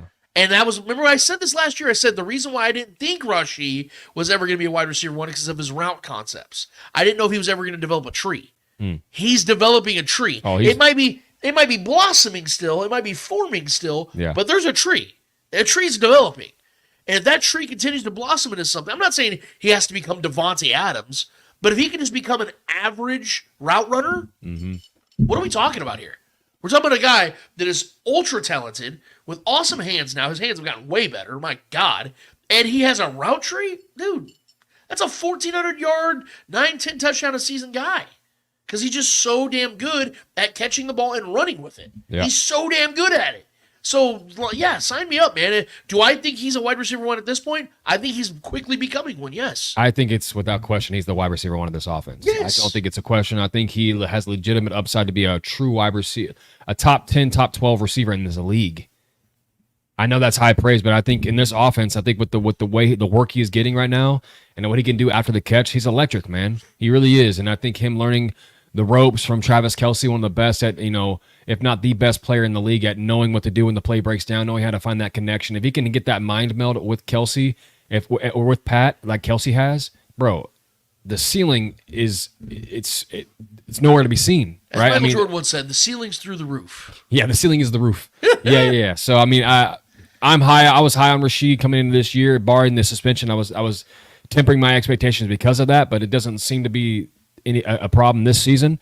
But I think the kid is special. I think what he can do, and I think his growth becoming a full route tree running receiver. I think we will see some plays on the outside, like in 2 wide receiver sets. Once Hollywood's back, we'll see some 2 wide receiver sets with him and Hollywood on the outside and Kelsey working over the middle. I think this situation, the way we ran this offense was a little different with Xavier, because Xavier Worthy got more work than he probably would have if Hollywood was here. So I think we might see some things run a little differently, and Kelsey would probably get a little bit more work when Hollywood is back, because he can work the middle and Rashee can bounce outside a little bit more. I think expect to see some of that and what he can do on the outside as well, because that's what he was in college. He was an outside receiver. So if he can do both, if they can move him around like a Jamar Chase and a Jettas, and kind of move him around like a chess piece wherever you want him to go, and he can succeed at all angles on the field, the dude is going to become a top tier receiver in this league. I'm telling you right now, especially in this offense. Looking forward to it. Dustin Orton. Also, where is the Ravens? Where is the Ravens figure out now? That was here last week. Talking about our guy Aaron, who's been blowing up the chat as well. So I'll give Aaron his credit. He's coming here brave. Trying to chat everybody up and causing a stir once again today, but everyone's been kind of giving them the business. Oh, fuck that, Trevor. Did you check your Venmo yet? I gave my Venmo out multiple times. Listen, I didn't expect money to hit my line, but it is what it is. But yeah, I mean, a lot of people can talk, Trev. A lot of people can't back it up with their monetary funds. I'll give him credit though. He still showed up today. You know what I mean? So he's been in the chat. But the people have been taking care of him for us, man. But also, get the respect correct. The Zero Balance black T-shirt has a name, so let's get that respect out of the way here early too. So Zero Balance, Trevor. Have you noticed what it says right there? It's weird. It's really weird. Aaron, hit me up, buddy. I thought we had a bet. I don't know about you, Trevor. I thought we had a bet. Yeah, well, it's unfortunate that you can't shake hands in the chat, so it's never truly official. But you just trying to trust the integrity of these people, and that it is what it is. Not everybody. It's all good. Not everybody has that. Maybe he's the Nick Bolton of the chat today. I don't know. But yeah, I just wanted to get that one out of the way. Next one from our guy Bumpa BB. A slight negative from this game is that Kingsley was getting worked in this game, but it's his first game, so hopefully he can improve. I disagree with you. What do you think, Lance?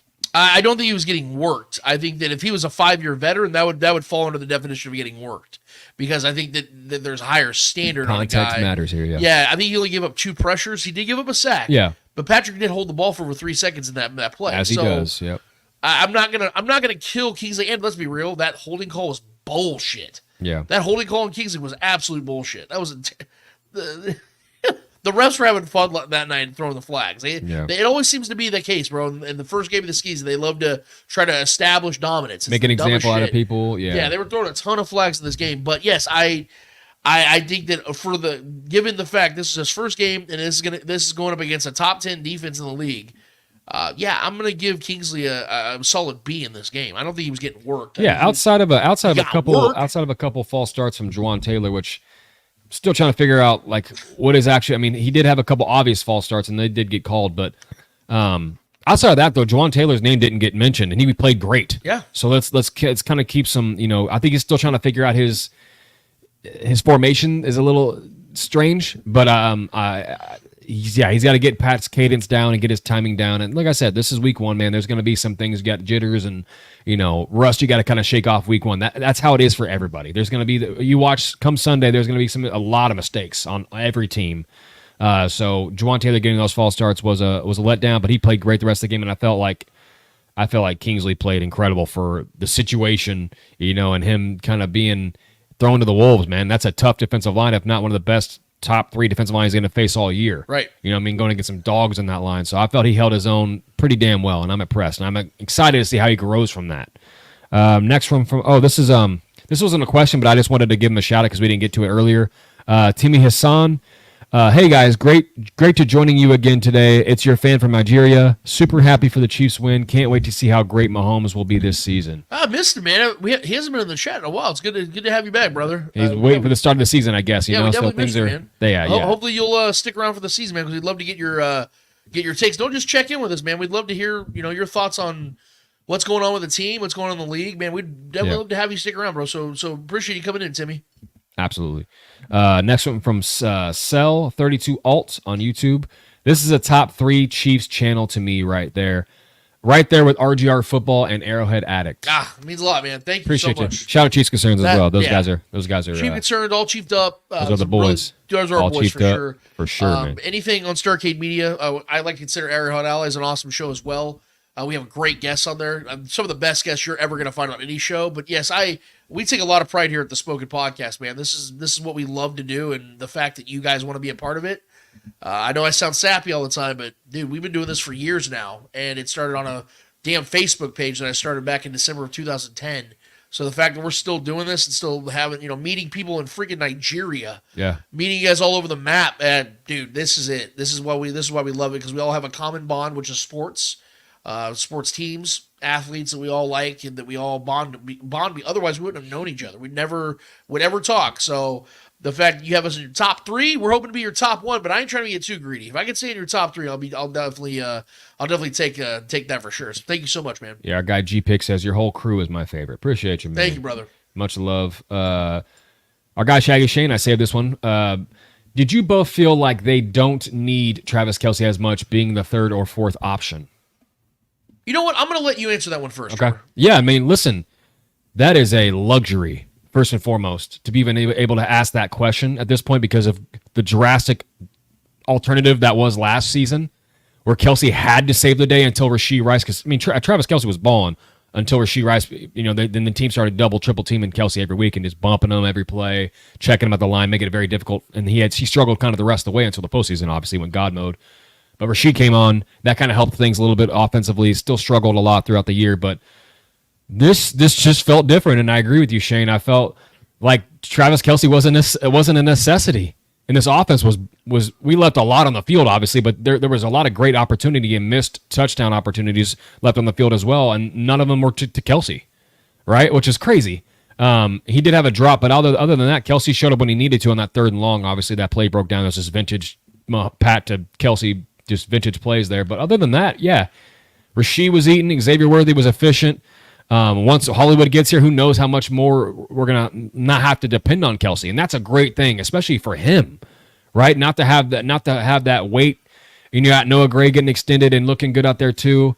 That's a great thing for this offense, man. And I did feel like they didn't need Kelce on those plays. And that's a good feeling to have, because if, like I said, last year as fans sitting here watching, like, we got to find a way to get Kelce in space. He's got to make a play here. We need Kelce. Red zone efficiency is low. Is Kelce going to be able to find out, or are we going to find a way to get him in space and get a touchdown here? Yeah, as a fan, it definitely, as a fan and as me putting myself in Kelce's shoes, I'm sure that's a relief. He doesn't have to be dependent on every single snap. So yeah, I did feel like they didn't need Kelce to win this game. And like I said, it's a great feeling. And I moving forward, there's going to be those games where we do need Kelce to show up and be big. That's obviously going to happen. It's probably going to happen several times this year. But I will say, it felt good to feel that way, in my opinion. So that's where I'm at. I got a bad reputation last year for being the guy that just bitched about the wide receiver room. But see, there was always a consistent message why I was bitching about it.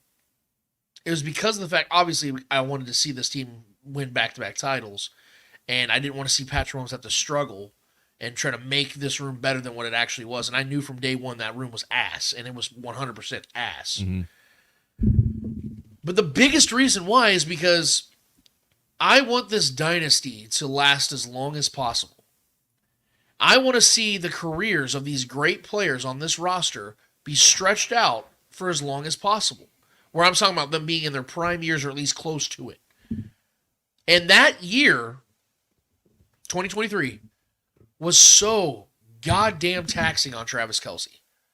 Because he was with a bunch of dudes until halfway through the year, Rashee turned into a guy. And I was not mad at Rashee because he's a fucking rookie. Yeah. He's a rookie, for Christ's sake. That was why I never criticized Rashee. Yep. He's a young buck. He's learning the game. And it all came down to what can Travis Kelce and Patrick Mahomes do, and that's why they still pulled it off. But what did I say over and over again, Trevor? That can't be assumed every year because Travis Kelce is getting old. Whether he's still great or not, he is in his mid-30s. Most times, tight ends are retired by now. Especially, even the great ones. Shannon Sharpe retired at Travis Kelce's age. Yeah. Jason Witten was cooked at 35. Yeah, Gronk's been retired. Gronk retired at like 30. Yeah. So that's my point. It's like, if you want this to continue to be great and you want Travis Kelce to continue to be a part of it, you've got to take the burden off of him. You've got to add legitimate pieces to the receiving and tight end room for that to be the reality. And the Chiefs finally did that. They finally did that in 2024. So yes, Shaggy, the Chiefs don't need Travis Kelce as much as they've had in the past because they finally have a development in Rashee Rice, a veteran, reliable Hollywood Brown, a first-round pick in Xavier Worthy, year 3 of Isaiah Pacheco on the backfield. You're developing his pass game. You pick up Samaje Perine right before the season. Noah Gray's developing. Jared Wiley's a mid-round pick. All of a sudden, you have depth, not just a couple pieces around Travis Kelce. You have depth, options, because we know Patrick loves spraying the ball everywhere. Now you can have a big monumental game like this, where Travis Kelce is like 9th in receiving yards amongst all players, and you still win by a whole touchdown. That's the reality the Chiefs are now living in. Last year, if Travis Kelce had that game against the Ravens, the Chiefs lose. The Chiefs lose that game if Travis Kelce puts up 3 catches for 24 yards. They do not win that game. That is the difference between now and then. So, yes, and this is exactly what it needs to do, because guess what this gets to do, like Trevor kind of alluded to. This gives Travis Kelce the opportunity to be ready as much as possible for what? The postseason, where he's at his absolute best and where he's going to be his absolute most valuable. Because he is the greatest receiving player in the history of the NFL postseason.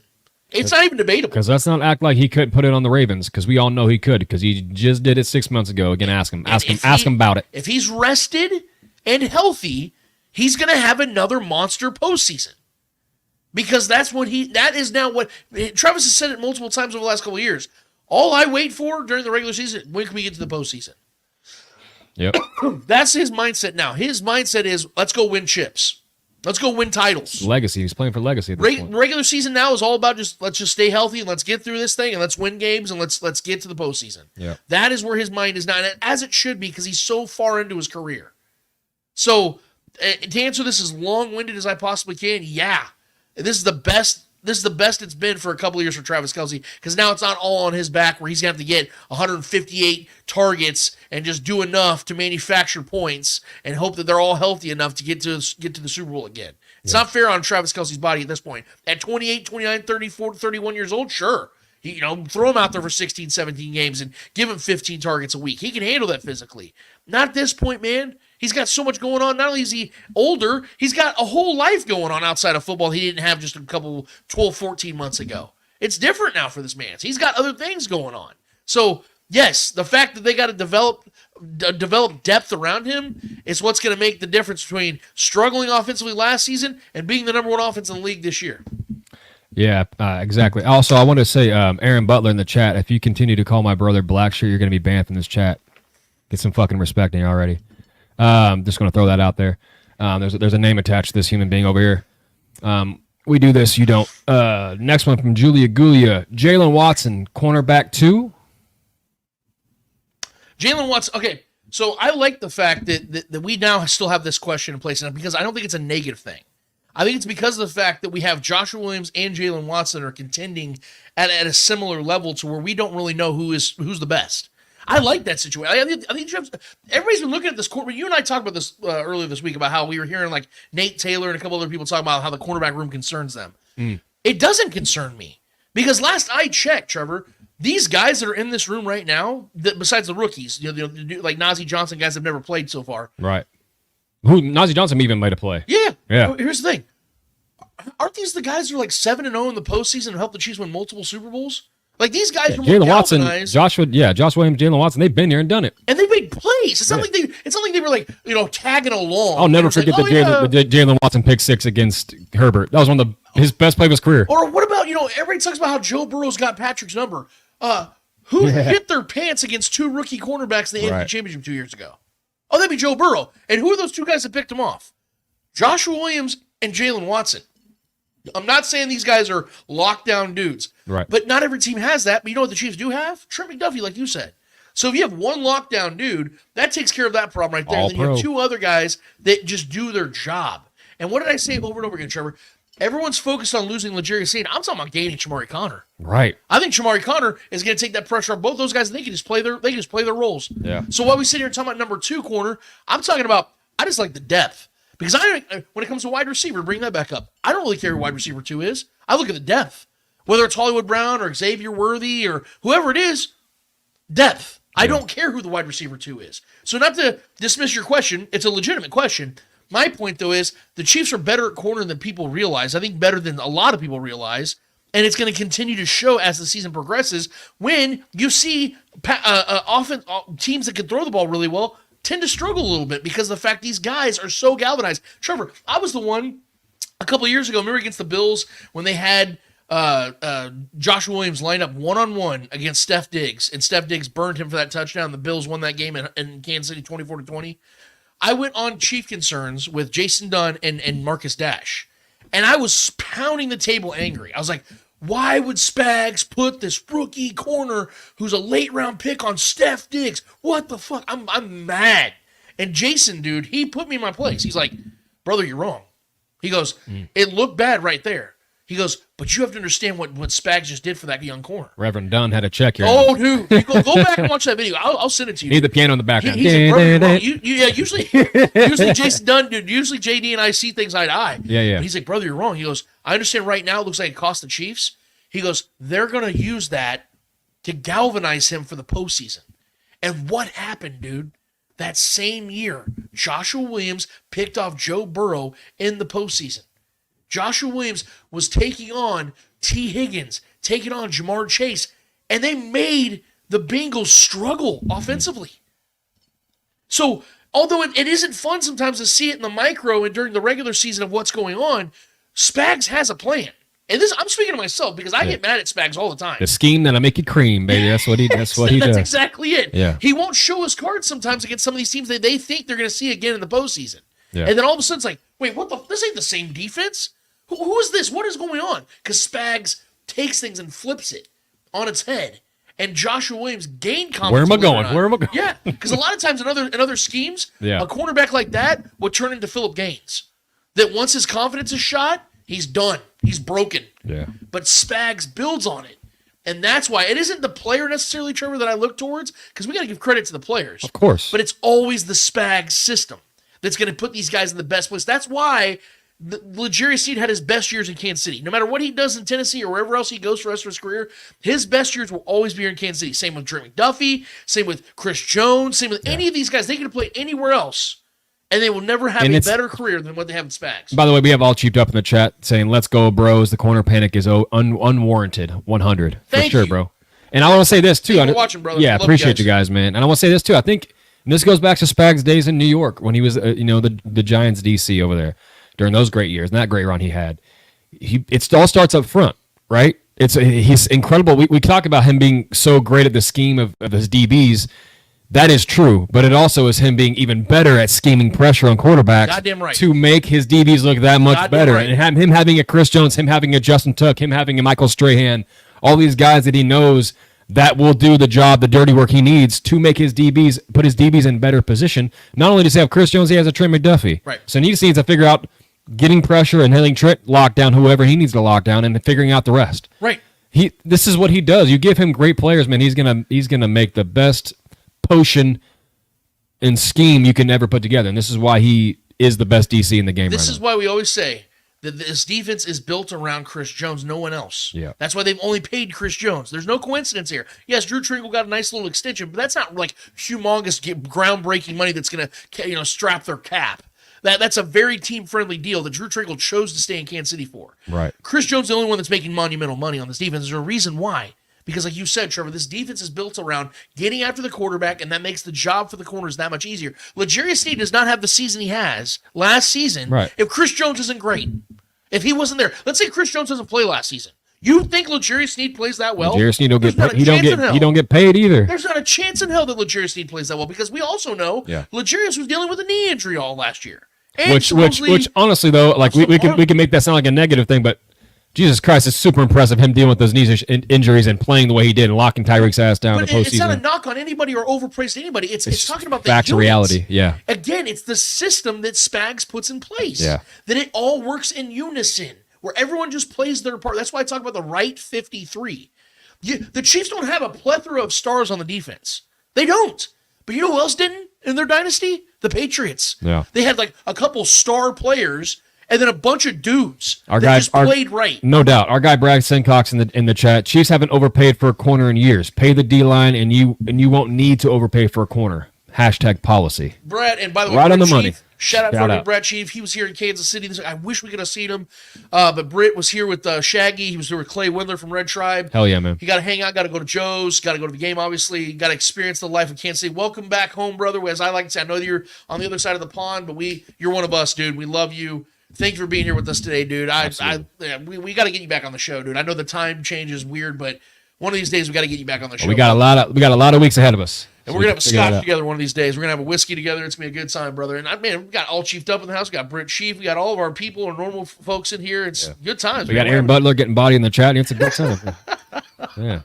Anyways, so next question from Julia Gulia. Shout out to the great Julia Gulia in the chat. Always bringing some good questions. Red zone efficiency still a problem or just week one pains? I think it's okay. We know that Andy Reid's offenses have sometimes had some lapses in judgment. He gets a little cute in the red zone, things of that nature. But I didn't see that this time. I thought that the Chiefs were playing very straightforward offense in the red zone. They were playing old school style, running the ball up the gut, making efficient passes. I think this is more week one pains this time around. Because I think that the Chiefs have the right pieces in place this time where they don't have to overcorrect for things or get cute. Yeah. You know what I mean? They don't have to try to manufacture stuff because you don't have Kadarius Toney and Sky Moore lining up anymore. You have Juju Smith-Schuster as your worst wide receiver out there on a goal line play or a red zone play. Yeah, sign me up for that. So I think they have the right pieces in place. You have Xavier Worthy. If he's out for a week or something, you have McCole Hardman, who's been known to be an absolute terrorist in the red zone. This dude scores touchdowns all the time in the red zone. That's the kind of depth you want to have growing pains. Because like I said, there's still some pieces in this offense that are gelling together. Yeah. Xavier Worthy's going to be a real piece, but he's a rookie. Hollywood Brown is yet to play a real snap in this offense. Juju just got back after missing a whole year with the Chiefs and didn't really have any practice or training camp with them at all. And like I said, you have a rookie left tackle. There's a lot of gelling. But dude, I bet by week 4, week 5, you're going to see this offense in the red zone, middle of the field, back on the other side of their field. They're going to be gelling. They're going to be doing what they always have done, man, which is manufactured points. Yeah, and I mean, in comparison to last season, this is going to be far better than last season. We have, let alone just with the addition of the speed that we acquired in this past offseason. That alone is going to make things, because the jet sweeps weren't getting respected. The end-around routes and stuff weren't really respected last year because we didn't have the speed. Kadarius Toney was barely on the field. When he was inefficient and giving the ball to the other team. McCole was a late addition, so that might have been more respectful. We had McCole the whole year. The jet sweeps, he was pretty good at that. But now that we got Xavier Worthy, we got Hollywood Brown, we got Rashee Rice eating over the middle. Listen, I think Rashee Rice is going to score double-digit touchdowns this season. He had 7 last year. Yep. Right? So I think that alone, having him in the red zone and him scoring from, within the 10, 15-yard line like he does, having the nose for the end zone is going to change a lot of our red zone woes. And I think the scoring, I think there was some rust in this game. And we left some points on the board, man. Like Pacheco dropped that one. He would have probably walked in the end zone. Travis could have had that one if he turned around and ran right up the middle. Yeah. And Samaje had one. It was a little out of reach, but he still could have got there. That could have been a touchdown. Just a lot of things that we left on the field that I think will easily be correct. And those are just timing issues. That's week 1, baby. There's things you got to get out of the way. And Samaje, which is been with the team for a week. So, I mean, I don't really put that on him. It's fine. Certain things will get figured out. And I think Carson Steele is another guy to mention. I mean, he's not going to be a great player for this season by any means. But I think there is going to be some situations where on a goal line, you put him and Pacheco in there, let people think about who's going to get the ball. You give him that ball and let Pacheco kind of run ahead of him or behind him. Push Carson Steele. That dude's a monster. I think there's going to be some touchdown availability for him, too, when it comes to, like, the first and goal kind of situations. I think he's a bulldozer. Could do that as well. So I think that things are going to farly be improved compared to last season for sure. Michael Maldonado, you think the Ravens season could be in danger down the road, especially during the playoff race post-Thanksgiving with their O-line costing them to miss or be great in the playoffs? Dude, the Ravens, yeah, guys, I don't have the Ravens making the playoffs. Yeah, I have them win the division. And I have them as a 10-win team. So it almost sounds kind of hypocritical. Like, how do you have them as a 10-win team and they don't make the playoffs? It's all about seeding construction, about teams having better divisional records. Yeah. The Ravens' problems are the perfect matchup for a team like the Browns in their own division, because the Browns are so damn good in the trenches. And you saw how much Lamar had to do against the Chiefs a couple nights ago just to lose. And if you look at the Browns, their defense is probably, I'm going to go on a limb and say it's better than the Chiefs. And that's praise, because I think the Chiefs have a top 10 defense. But Lamar's not going to be able to do that week in and week out. And he has to face the Browns twice. And the Browns have beaten the Ravens 3 out of the last 5 times. Close your ears, anybody that's in this chat that's a Ravens fan. But the fact is, Aaron. The fact is, guys, the Ravens have a good team. Yes, they have an awesome infrastructure from their GM to their head coach to their quarterback. But there are so many problems they have right now, guys. They have a rookie DC who's in his early 30s who might turn into something good. And the defense looked good at times in this game. But you also saw they looked really lost a lot of times in this game as well. And if Van Noy misses any time, that's a massive veteran to go down for them. They need him for the middle of the field and in the pass rush. I mean, Kyle Hamilton's awesome, but my thing is, if your best defensive player is a safety, I think your defense might struggle at times, because I don't think the safety is the top 3 most important position on a defense. So that's going to be another problem they got to have. They got to stay healthy. They can't lose anybody on the offensive line. If Ronnie Stanley gets hurt again, which we know he misses a lot of time all the time, their offensive line's fucked. He's their best offensive lineman. Because the middle of their offensive line is bad, at least right now. Maybe it'll develop because they have some young guys, but 3 of their starters from last season on that offensive line are now gone. They have a rookie center, rookie center, I think, Rosengarter, if I'm not mistaken. Yeah. Rosenbaum or Rosengarter, I thought it was. Oh, yeah. Regardless, and follow the law. That dude, there were Baltimore blogs and shows that were crapping all over that dude earlier this year. And now he's their starting guard. Like, yeah, that's scary, man. So, this team's got a lot of questions, a lot of concerns, and a tough schedule. Yeah. Like, Lamar better stay healthy. He can't afford to miss any games, or can't afford to not be great in games, because they have a bad offense, a bad wide receiver room outside of Zay Flowers. Mark Andrews looks washed. Isaiah Likely, good tight end too. Is he a good tight end 1? We'll find out. I just feel like the Ravens have real problems this season, man, and this is why I talked about they had such a chance last year. They got the home field advantage, AFC Championship game at home. They had the Chiefs on the ropes, and they blew it. I felt like that was like that last chance, just like I felt like 2021 was the Bengals' real chance, just like I felt 2020 was the Bills' real chance. Now these teams have to kind of like recollect and figure out how to build around their franchise quarterbacks, because the Chiefs are still here. It isn't like, they had the Chiefs on the ropes. That was the Chiefs' last chance. Now they get their turn. No, the Chiefs are better than they were 2 years ago. The Chiefs are better than they were a year ago as a collective. So now these teams have to figure out how do they counter that, and I just don't think they have the guys. Yeah, agreed. James T. Kirk. Lance, do you still have doubts about Xavier? It's only 1 game, but the kid did look fast and fluid. I'm glad this question's being asked, because I am not afraid to embrace this question. You guys know what my concerns were. Yeah. Will he be able to transition his skill set to the NFL level, and will he stay healthy? 1 game in, I'm already sold this dude's an NFL player. I don't need to see any more. I believe that I've seen enough in just 2 or 3 touches. This dude is an NFL player. Do I know he's going to be a great NFL player? No, I don't know that yet. But I do know that now he can play at this level, because that was a worthy opponent. Big game, 30 million people are watching. He's in front of a crowded house, never played at this level before. First NFL touch is a touchdown. And did his damn thing, right? Yeah. So, yes, I am no longer going to deny that. The only thing I'm looking for now, the only worry I have now when it comes to Xavier Worthy, is his health. Will he be able to withstand the rigors of a 17-game schedule and the postseason? Because one thing we do know about college players that come into the NFL, they're not used to playing that extra month of football. They play 12 to 13 weeks, and their season's done. He's going to be playing a lot more football than that, and he's going to be playing a lot better competition. So that's the only thing I'm going to be watching for, and I feel like, honestly, that's everything everybody should be concerned about that. Dude weighs 170 pounds. Like, that's a little player.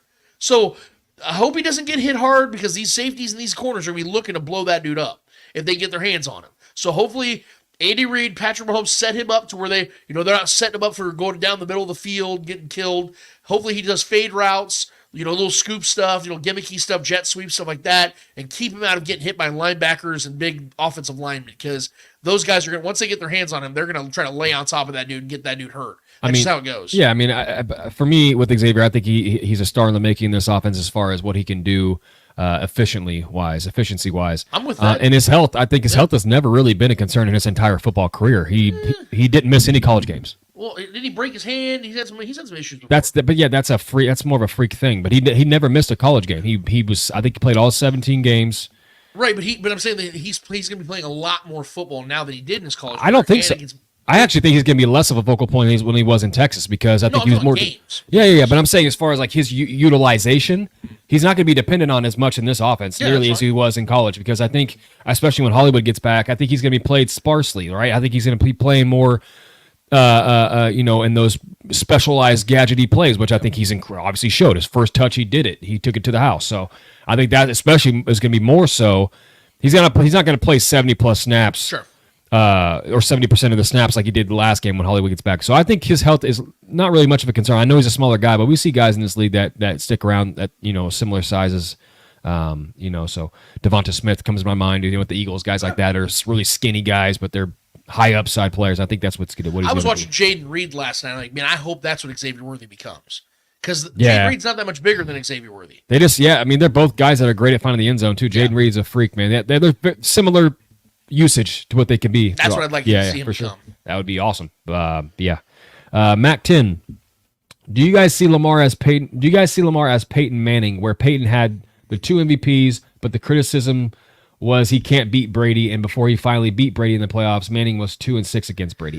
No, I don't. Look, Lamar is his own entity. I don't even compare him to Michael Vick, because Michael Vick was not a 2-time MVP. Right. Lamar is his own. There's only one Lamar Jackson in the history of the NFL, and I say that with respect. He is one of one for sure. I say that with respect. We can make our jokes about him, Patrick owning his ass and him not being able to beat the Chiefs, things like that. Even though those are facts, Lamar can't be compared to anybody else. He, for better and for worse. Because the fact that when it comes to him having to play the quarterback position from the pocket, Michael Vick was way better. Michael Vick was much better at throwing the football. Yes. Lamar, I like Lamar. I don't love him as a quarterback, though, from throwing in the pocket. If you keep him in the pocket, he's not an effective player. He's just not on a consistent basis, guys. But if he's out there and he's in his groove and he's running and he's keeping the offensive fluidity and having broken plays like he did against the Chiefs, you see how deadly this man can be. So I don't compare him to statues like Peyton Manning, or even from a legacy standpoint, because let's be real, guys. Like, Peyton Manning inherited a shit franchise. Like, Peyton Manning, rookie day one, had to start with that franchise, and that franchise sucked ass. Yeah. And he turned it into a winner. Obviously they had to go and get the right coaching and things like that as well. But Lamar walked into a winning franchise. And Peyton came into a situation where it's like, bro, you're just going to have to chuck the ball 45 times. You're going to turn the ball over. You're going to make some bad decisions, but you're going to have growing pains. Lamar Jackson walked into an established situation where they ran the ball all the time, and it fit his mold of keeping the ball secure, doing things like that. Having said that, though, ironically, Peyton Manning's style of football is the way to win more than Lamar Jackson, because we're seeing running first offenses don't win in the NFL. The 49ers are the closest thing to it. And they've lost multiple Super Bowls to what team? The team that gunslings, the Chiefs. So I love Lamar. He's an entity of his own. He's a one-man wrecking crew. He's the one, he stands alone in the echelon of human history, of NFL history. But I don't think that his style, and I don't think the way he plays is ever going to translate into, okay, now he's beating Patrick Mahomes. Because, guys, let me be real with you. I don't think Lamar Jackson's going to have a 14, 15-year career in this league. Because his body and the way he plays is not going to translate that. We've seen guys much bigger and just as athletic as him be shot by 30, 31 years old. Who? Cam Newton. Cam Newton, why? Because he kept getting hit. And Lamar Jackson's getting hit a lot. And he weighs about $185. Cam Newton was about 240. And he was shot at 30, 31 years old. And we're talking about a former MVP in his own respect. So, let me put it like this. If Lamar was to ever beat Patrick in the postseason, it either happens right now or 2-3 years ago or last year. It's not going to be like in 5 years where Patrick starts to get a little bit older and Lamar finally gets him.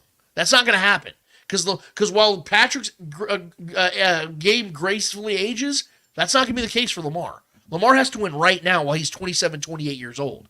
Because by 30, 31, he will be shot. At least I'm expecting that. So that's the way I see it. That is the path he is on. I do agree with you.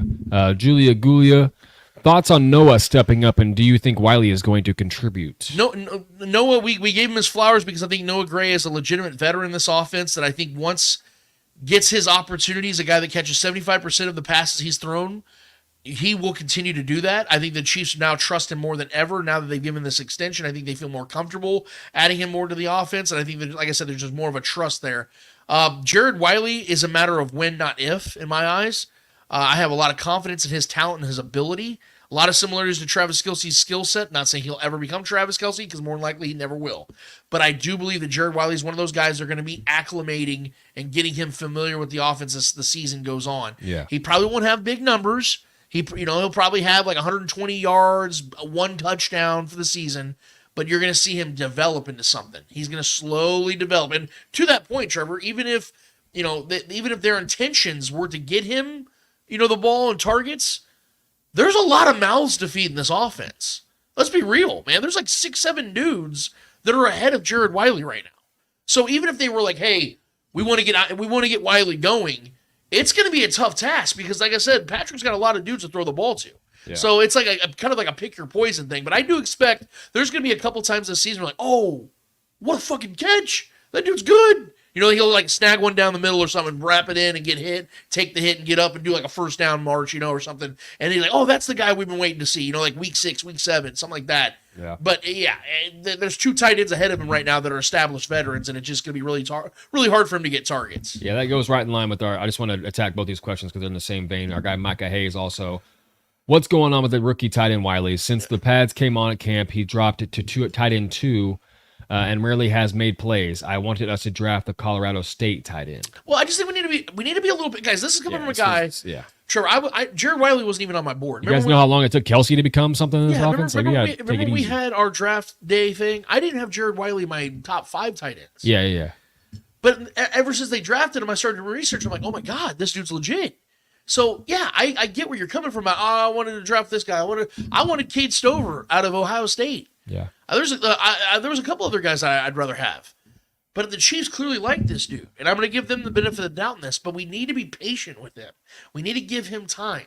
And quite frankly, I think this is the ideal situation for him because, like I said, the pressure isn't on him to walk in and, let's say Travis Kelce retired after that Super Bowl last year. All right, well, here you go. Yeah. Go get it. No, he doesn't have to do that. He's like, okay, I can take my rookie year and just learn. They'll throw me the ball here and there. I'll get like 12 targets this season, 15 targets. But I'll just learn. I'll just take this as like a red shirt year and just learn. And then next season, they'll ask a little bit more from me. And then the year after that, I'm going to be a dude. By year 3, if Jared Wiley isn't getting 50 to 100 targets in this offense by year 3, then that probably wasn't a very good pick. Yeah. Because he needs to be eventually the tight end 1 in this offense. Unless they go and sign like a Kyle Pitts in free agency, or unless Noah Gray all of a sudden just becomes something we're not expecting, Jared Wiley should become the next tight end 1 in this offense. And I don't know if anybody agrees or disagrees with me on that, but that's how I see it. Yeah, and speaking of Travis Kelce possibly retiring, our guy Brad Simcox asked a question. Do you guys think Kelce retires if the Chiefs complete the 3-peat? Okay, this is a question I've been asked a lot, and I have a very simple answer. No. Because Travis Kelce is driven by winning. And I have a hard time believing a dude that, because I'm assuming if the Chiefs win in the 3-peat, that means Travis Kelce played his role. That means Travis Kelce was still close to the top of his game. And if he knows they completed a 3-peat, and knowing what this team's going to be next season, and how many guys will still be around, and how many guys will still be on the rookie deals, and knowing that Brett Veach will probably draft his ass off again and then go and sign a couple more veterans, the Chiefs have a chance to also do something no one else has done before. Win 4 in a row. Now, I'm not saying it's going to happen. I'm looking way ahead right now because that's the question we're asking here. I'm forecasting. Or at least just competing for a 4th in a row would be insane. This is the thing I think Travis Kelce's going to... I think this is Travis Kelce's goal in place, Trevor. I'm fulfilling my contract. We'll see where we're at, health-wise and team-wise. Yeah. And let's say the Chiefs have, hey, look, man, we're going to have to start retooling this roster. We might have a down year coming up. It's bound to happen eventually. We'll have a 9-win team, a 10-win team. That's when Travis is like, you know what? This is the perfect time for me to bow out and let the next era of players rise up. and take over and let Patrick build a new nucleus around him, or let Beach build a new nucleus around 31, 32-year-old Patrick Mahomes for that next chapter of Patrick's career. Same with Andy Reid. People ask me all the time, oh, when do you think Andy Reid's retiring? I think he fulfills his contract. I think in 2029, Andy Reid sees where things are at, sees where Patrick is, sees where the health of this roster is, and says, well, we're not in the Super Bowl realm anymore, so I'll bow down. But if they are, and they still feel they can do their job, then I think they stick around. So pay attention for Travis Kelce, and after the second year of his contract in 2025, I think there's no question Travis Kelce plays. In my mind, there's no question Travis Kelce's back in 2025. He will be back. Yeah. He will play in 2025. I think that he'll be paying attention to where the Chiefs are at as a franchise, whether they're a Super Bowl contender or not, and then he'll say, look, I'm 36, I'm a Hall of Famer, I'm a 3-4-time champion, it's time for me to bow out. Yeah, he's got a Hollywood career waiting on him. Yeah, that's what he'll do. But I think all they're worried about is, are we Super Bowl contenders or not? If we're no longer Super Bowl contenders, this is my time. I don't think it's, well, we've won so much and things are going so well, I'm going to retire. No, I think he's the opposite kind of guy. Yeah. I think he realizes, no, I want to keep winning. Winning is an addictive thing to a lot of these dudes. It's obsessive. And I think that's what kept Tom Brady around for so long, is he knew he could keep winning. He went to a franchise in the Buccaneers that was loaded in a warm state. He's like, oh, fuck yeah, I'm going to keep playing. There's a team that wants me that's down there that's in a shitty division with all these wide receivers, and Gronk wants to come back and they have a top 5 defense. Yep, I'm going there. I'm going to play a couple more years. That's where Travis Kelce's at. If this team can continue to build continue a Super Bowl winning product, he will stick around for a couple more years. Yeah, I don't see us not being contenders anytime soon, so I don't see Travis Kelce retiring anytime soon.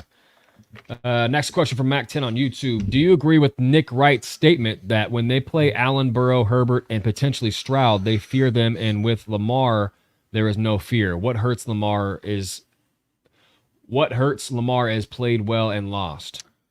Well, I don't think they obviously don't fear Stroud because they've never played Stroud. Right. I don't think, I'm going to be real, this might sound arrogant, I don't think the Chiefs fear anybody. I don't think so either. I know Patrick Mahomes definitely don't. Technically, Joe Burrow's had their number, but let's be real. If you go look at those games, Joe Burrow's only had like one monster game against the Chiefs, and it was that weird game where Orlando Brown got hurt, and then Lucas Niang got hurt, and then Joe Thuney had to play left tackle, and the Chiefs like squandered that lead. Remember that, where Jamar Chase had like 300 receiving yards? Outside of that game, Joe Burrow's been very pedestrian against the Chiefs. And I think the Chiefs, honestly, they're the team that gets up for those games. I don't think they look at like, oh, fuck. Ah, shit, that dude's coming to town. Oh, we got to go see him. Because if you saw the way they played last season when they had to go on the road to Josh Allen's house, did it look like a defense that was scared? When they went and they played Joe Burrow in the AFC Championship in back-to-back years, did they look scared? No. And last I checked, it's led by the same DC and the same defensive player in Chris Jones. I just don't see this team as a whole doesn't operate in fear. They look like the team that everyone else fears. So I flipped that. I don't know. I didn't hear Nick use that take, so maybe he had more context to it. But I think that if we're looking at it from a perspective of like which quarterbacks do they have more reverence for, I do think Lamar falls down that list. Because they know that they beat Lamar just about every single time. Outside of a Clyde Edwards-Helaire fumble, in a game the Chiefs scored 35 freaking points in, they'd be 6-0 against them. They'd be 6-0 against them. Yeah, thank you. Instead, we're 5-1. Ah, shit. And undefeated in the postseason. Okay, whatever. Micah Hayes with the last question, at least for now. Defense was gassed at the end, or was there numerous breakdown in coverage on the Ravens' last drive? Any good QB makes those passes? Both. Yeah, there's both. I saw a lot of fatigue, like Trevor said. The Chiefs defense was out there for 74 plays. That's way a too lot. Much. Yeah, and especially in week 1 when everyone's still like getting into their shape. I mean they're in shape, but they haven't played a real game all for 6-7 months. So there was a lot of rust. There was a lot of fatigue, but you definitely saw some breakdowns, and I think that's stuff that Spags just needs to work on. That's the cool thing, man, about going and studying film after a win. Because I've heard these coaches say it's a lot easier to be give corrective criticism after a W than taking a loss and then trying to correct it. So they feel good about getting away with the W, and I think that these guys will get in better shape as the season goes on. But yeah, it was definitely a mixture of both. Yeah, that's where I'm at. I mean, I think they were definitely gassed. Even Chris Jones looked gassed in that last drive. I think he had to get taken out a couple times, a couple plays. Shit, I think he played like 59 snaps. That's what I'm saying. That was a long drive too. Lamar was dealing. He was running all over the place, keeping that drive. That was a great drive until the very end for Lamar. But Yeah. So I think Micah Hayes has one more for us. Yeah. If Hollywood is not backed by the Falcons game, which is it in ATL on Sunday night? Is it a trap game or we lose? I don't think Hollywood Brown is the determining factor of whether the Chiefs win or lose that game, to be honest with you. I think the Chiefs have more than enough offensively to go into Atlanta and beat that team. We're beating Atlanta. I don't want to get ahead of it because I haven't seen Atlanta play yet, but I have high expectations for the Falcons. I respect that team. I am a big fan of Raheem Morris now that he's gotten that second chance as a head coach. He's grown and developed. I think he got a chance way too early in his career. He was in his mid-30s. I don't think he was ready for it. Now he's in his mid-40s. Worked with Sean McVay for years, really developed his coaching strategy. And they just got Kirk Cousins, who's about as reliable as any quarterback out there. They have a ton of weapons. They have Bijan Robinson, who I think is the best running back in football this season. I think they got a lot of things going. But yeah, if I'm gonna pick a team right now to win that game, yeah, I'm picking the Chiefs. Because think about this, Trevor.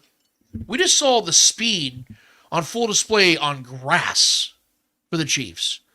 That's motherfucking turf in the ATL. In a dome. So I like the Chiefs in that game even more because of that. Being in a domicile, Patrick Mahomes' numbers in a dome are extravagant. So could people look at that game as a trap game? Sure, because you have back-to-back AFC games. The Chiefs are facing the AFC Championship and to start the season off, and then you have this random NFC game. You can be viewed that way, sure. Yeah, I ain't worried about it. But I don't look.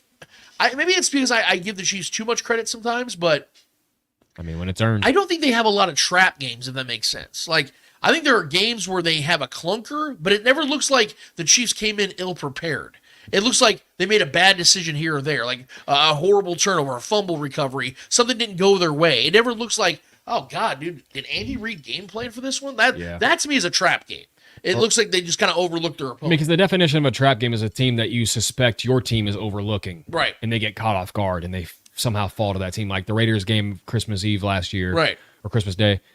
Yeah, I mean, that I guess you can call that one a trap game, similar, but because I don't think we respected the Raiders by any means, and we just fell apart offensively. And Pat had one of the worst games. Yeah. So that, I mean, constitutes maybe a trap game vibe, but other than that, I agree with you. I don't think the Chiefs really had many trap games. I think we come in prepared. I think Andy Reid always has his guys prepared, no matter who the opponent is. So. Well, and look like this real quick. Patrick Mahomes is now the quickest quarterback of all time to get to 75 wins. He did it in 97 starts, right? Fastest ever. I have a strong inclination to believe that a lot of those wins weren't against top-tier playoff contenders. A lot of them were against bad teams. So that means that Patrick Mahomes not only beats the good teams, he mops up the bad teams too. Sometimes the Chiefs, the one thing Andy Reid does do that drives me nuts is he takes his foot off the gas.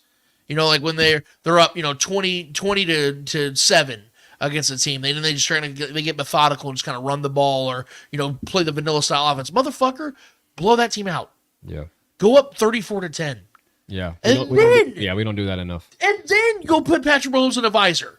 Then, sit back and, have, fucking Carson Steele run the ball 8 times in a row. Then do those things. Sure. Don't do that when you're up 10 or 13. Fuck that. Yeah. Go up there and kill that team. That's the one thing I've always drives me nuts about Andy Reid. And then the game gets unnecessarily close every fucking time. But if I'm going to sit here and say, who's the most prepared team in the NFL week in and week out, it's the team that's won back-to-back Super Bowls. So, yeah, I'm going to give them the credit and say that no matter who their opposition is and when they face them, they're going to have a legitimate game plan in place. Sometimes the execution just doesn't get done because that's the NFL. No matter how great you are, every team loses. Yeah. Last question. Bump a BB. Chiefs pass rush looks mid.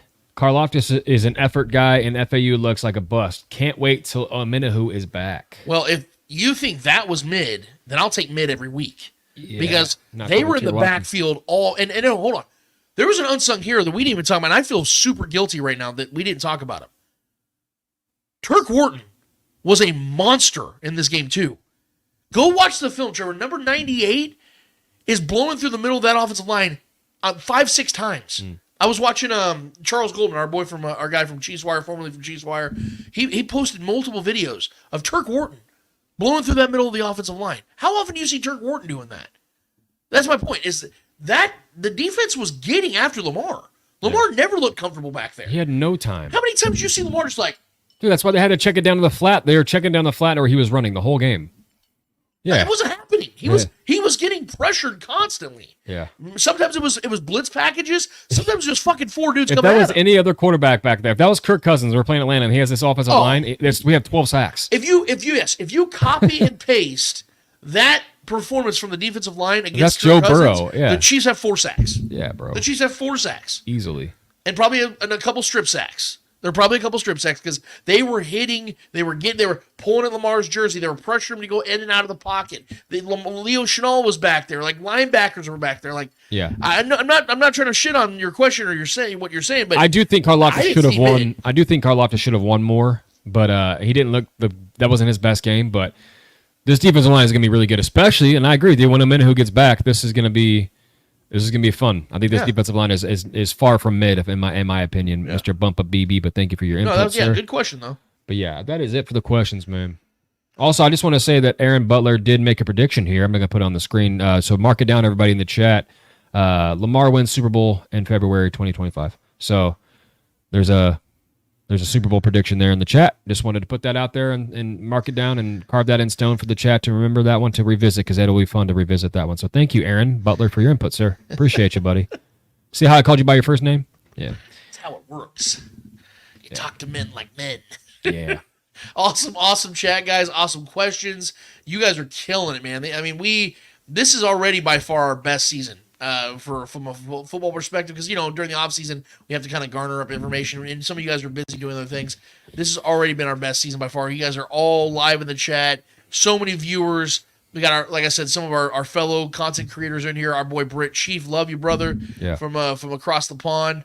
Yeah, dude, this has been great. Awesome. Thank you guys so much, man. We really do appreciate every single one of you guys for being a part of this, because we know that means that you care about what we do here and you want to be a part of it. So it's a blessing. Definitely a blessing. And thank you, Bumpa B. Thank you, Micah Hayes. Thank you, James D. Kirk, Ruben DeCruz. Ed Ron 314. Myriad Corp. Like I said, Britt Chief, Omar. Guys, the list goes on and on and on. I said Ruben DeCruz. I think I said Ruben DeCruz. G Pick was in here. Brent. Yeah, man. All you guys, shout out. Shout out to MQ10. Dustin Orton was in here earlier, man. Lonnie Pyramid was in here earlier. These are some OGs now, man. These aren't just like guys that just pop in and out. These are people we get on a weekly basis. So thank you guys for hanging out with us every single week. Absolutely, man. Trevor, we have one more order of business to get to. What's it called? Hold this L. Each and every episode, we finish off every single episode with a series of L's in the world of sports. Whether those L's are friendly L's or not so friendly L's in the world of sports, we promise you, who's ever holding those L's in the world of sports deserve those L's in the world of sports. Trevor Twidwell, who's holding out for you this week? All right, man. So we had, first couple games of the season, and the Chiefs, had their banner night, open up the season opener in Arrowhead against a competent foe, the Ravens. A team that we've had some battles against, and we tend to come out on top more than not. But they made a great offseason acquisition in Derrick Henry, right? And a guy that I was looking to the Chiefs to maybe make a move for, see if we can get something. I would love to have that guy in the backfield, but they ended up getting him. That's a great move, and it's a good fit. And obviously, Derrick Henry agrees with that as well, because when asked during this offseason about the AFC Championship game against the Ravens, during last season's AFC Championship game, Derrick Henry couldn't help but think, what if?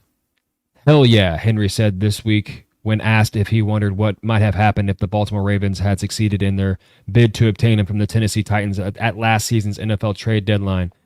The Ravens had the NFL's best regular season record of 13-4 in 2023, but in the AFC Championship, the Kansas City Chiefs defeated the Baltimore Ravens 17-10 as the Ravens running backs combined for 23 yards on 6 rushing attempts. Henry won't need to wonder on Thursday night. The former Alabama All-American running back made it to Baltimore in the NFL free agency this offseason and will be in the backfield when the Ravens and the Chiefs square off at 7:20 Central Time at Arrowhead Stadium in Kansas City, Missouri. Quote, I was wishing I could suit up that day watching that game, Henry said, but yeah, now it's my turn. So got to take advantage of it. It's going to be a hell of a game. So Derrick Henry called a shot. He wished he could have suited up in that game in the AFC Championship when the Chiefs beat him. And he said he was excited to, make things different this time around when he suited up against us this time because of the offseason he had with them, and this was his chance. He called a shot. Was it any different? Actually, it was worse this time around. we beat you by more this time. Well, actually, we won by the same amount of points again, but Score more points, yeah. we should have scored a lot more points, in my opinion. So for that, him calling a shot and it falling flat. Granted, he's gonna be a baller this year. He's gonna have he's probably gonna have so many touchdown opportunities this season with that offense. They're not gonna face the Chiefs every week. He did score in this game, but it was a very lackluster performance from Derrick Henry. He wasn't on the field nearly as much as I thought he would be, in my opinion, which was strange. But all that offseason hype didn't really look too great, in my opinion, in week 1. But we will see how it looks as the season continues. But the prediction of Derrick Henry making a difference in this matchup fell flat. So for that, Derrick Henry, do me a solid favor and hold this L. We one time, I remember we specifically talked superheroes on the show. And we're all sports all the time here, but I think somebody asked a question in the chat about like his favorite superhero or something, or who's the best superhero of all time. And it's always simple to me. And it's not that he's my favorite, but he is by far the best and would kill everybody. It's Superman. Because his only weakness is something that you can't just find. It's not in the universe anywhere. Like it was in it was on a planet that blew up. So you have to like go and miraculously find some of the stuff that was there. And that's his only weakness. But see, when it comes to Lamar Jackson, you can find his kryptonite because it is the Chiefs, which is why he is ironically not the Superman of the comics. See, there's also another flaw in Lamar Jackson's game, and that's his memory. Trevor, if you'd be so kind, play that beautiful mean footage. Lamar, how do you get over as a team the hurdle of the Chiefs, where it seems like they're the one team that kryptonite. Yeah. 6 months later. You called Kansas City your kryptonite in the past. It ain't my kryptonite. It's not my kryptonite. What's that? It's not my kryptonite.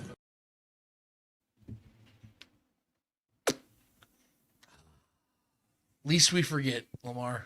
And I guess after, 5 losses and 6 tries, you might forget what was said before. But the fact still remains, whether you remember it or not, Patrick Mahomes, Andy Reid, Kansas City Chiefs are your kryptonite. I hope you enjoyed that L on Thursday that the Chiefs gave you, buddy. And I hope that you have fun when I say, and to do me a favor, and hold this L. Hold this kryptonite. Can't spell Lamar without an L. Can't spell Lance without an L either, but that isn't important because I didn't take an L. Nice chain, though, by the way. That was cool. Awesome show. Fun as hell, Trev. I had a blast, man. I don't know how else to put it. The chat was wild today, bro. And the energy was great today, man. This is what happens, man, when football's around. Like, it just gives you that extra, like, juice. And low-key, full disclosure, I've been on a carnivore diet, so I've had no carbs. So I'm, like, feeling this weird jolt of energy now. I don't know what's going on, Trevor. I'm, like, not as fat as I used to be. So it's really cool. But the fact is, man, we're having a blast here, and we're going to continue to have a blast here because you guys are here. We're having fun every single week. The content just falls to us now. This is that best time of the year, man, where it literally just falls on us. We can just react to it. We don't got to go out there and find it. It's there. So I'm already loving the NFL season so far. I hope you guys are. I'd love for Trev. I don't know if you guys are on Facebook or Twitter or not. But if you are, I'd love for Trev to start throwing out some wagers out there for you guys to take some over-unders or some spreads. He's a lot better at that stuff than I am, even though it was one fucking catch from A.J. Brown last night for almost $500. But I digress. That's the beauty of betting. We have fun with it no matter what. But yeah, Trevor, hopefully he'll be able to throw some of that out there on our Facebook page. If you guys are not following it, it's in the link on our channel. You guys can go right to it on Facebook at The Spoken and Put our together Twitter handles. some people's parlays. Yeah, you see us, our Twitter handles are right at the bottom as well, so you can see Trevor out there as well. Throw some parlays out there. Yeah, that's what it's all about. I used to not be in that stuff at all. Now I love it. I think it's awesome. It's kind of addicting, to be honest with you, but it's all fun. Like I said, watching the games just for watching the games is great, but also when you put a little action on it, it makes it that much more interesting. So if you guys want to be a part of that, hit us up there on our social medias, and we'll talk a little bit about that. Keep the chat live. You guys want to keep talking on here when we're off the channel. The comments are open all the time, 24/7. We like to chat back with you guys as well. If you guys have anything you want to add to the show, or if you guys have anything, reactions to what you heard or saw on the show, we'd love to hear. But as I say at the top and the bottom of every single show, go to youtube.com if you've not already done it.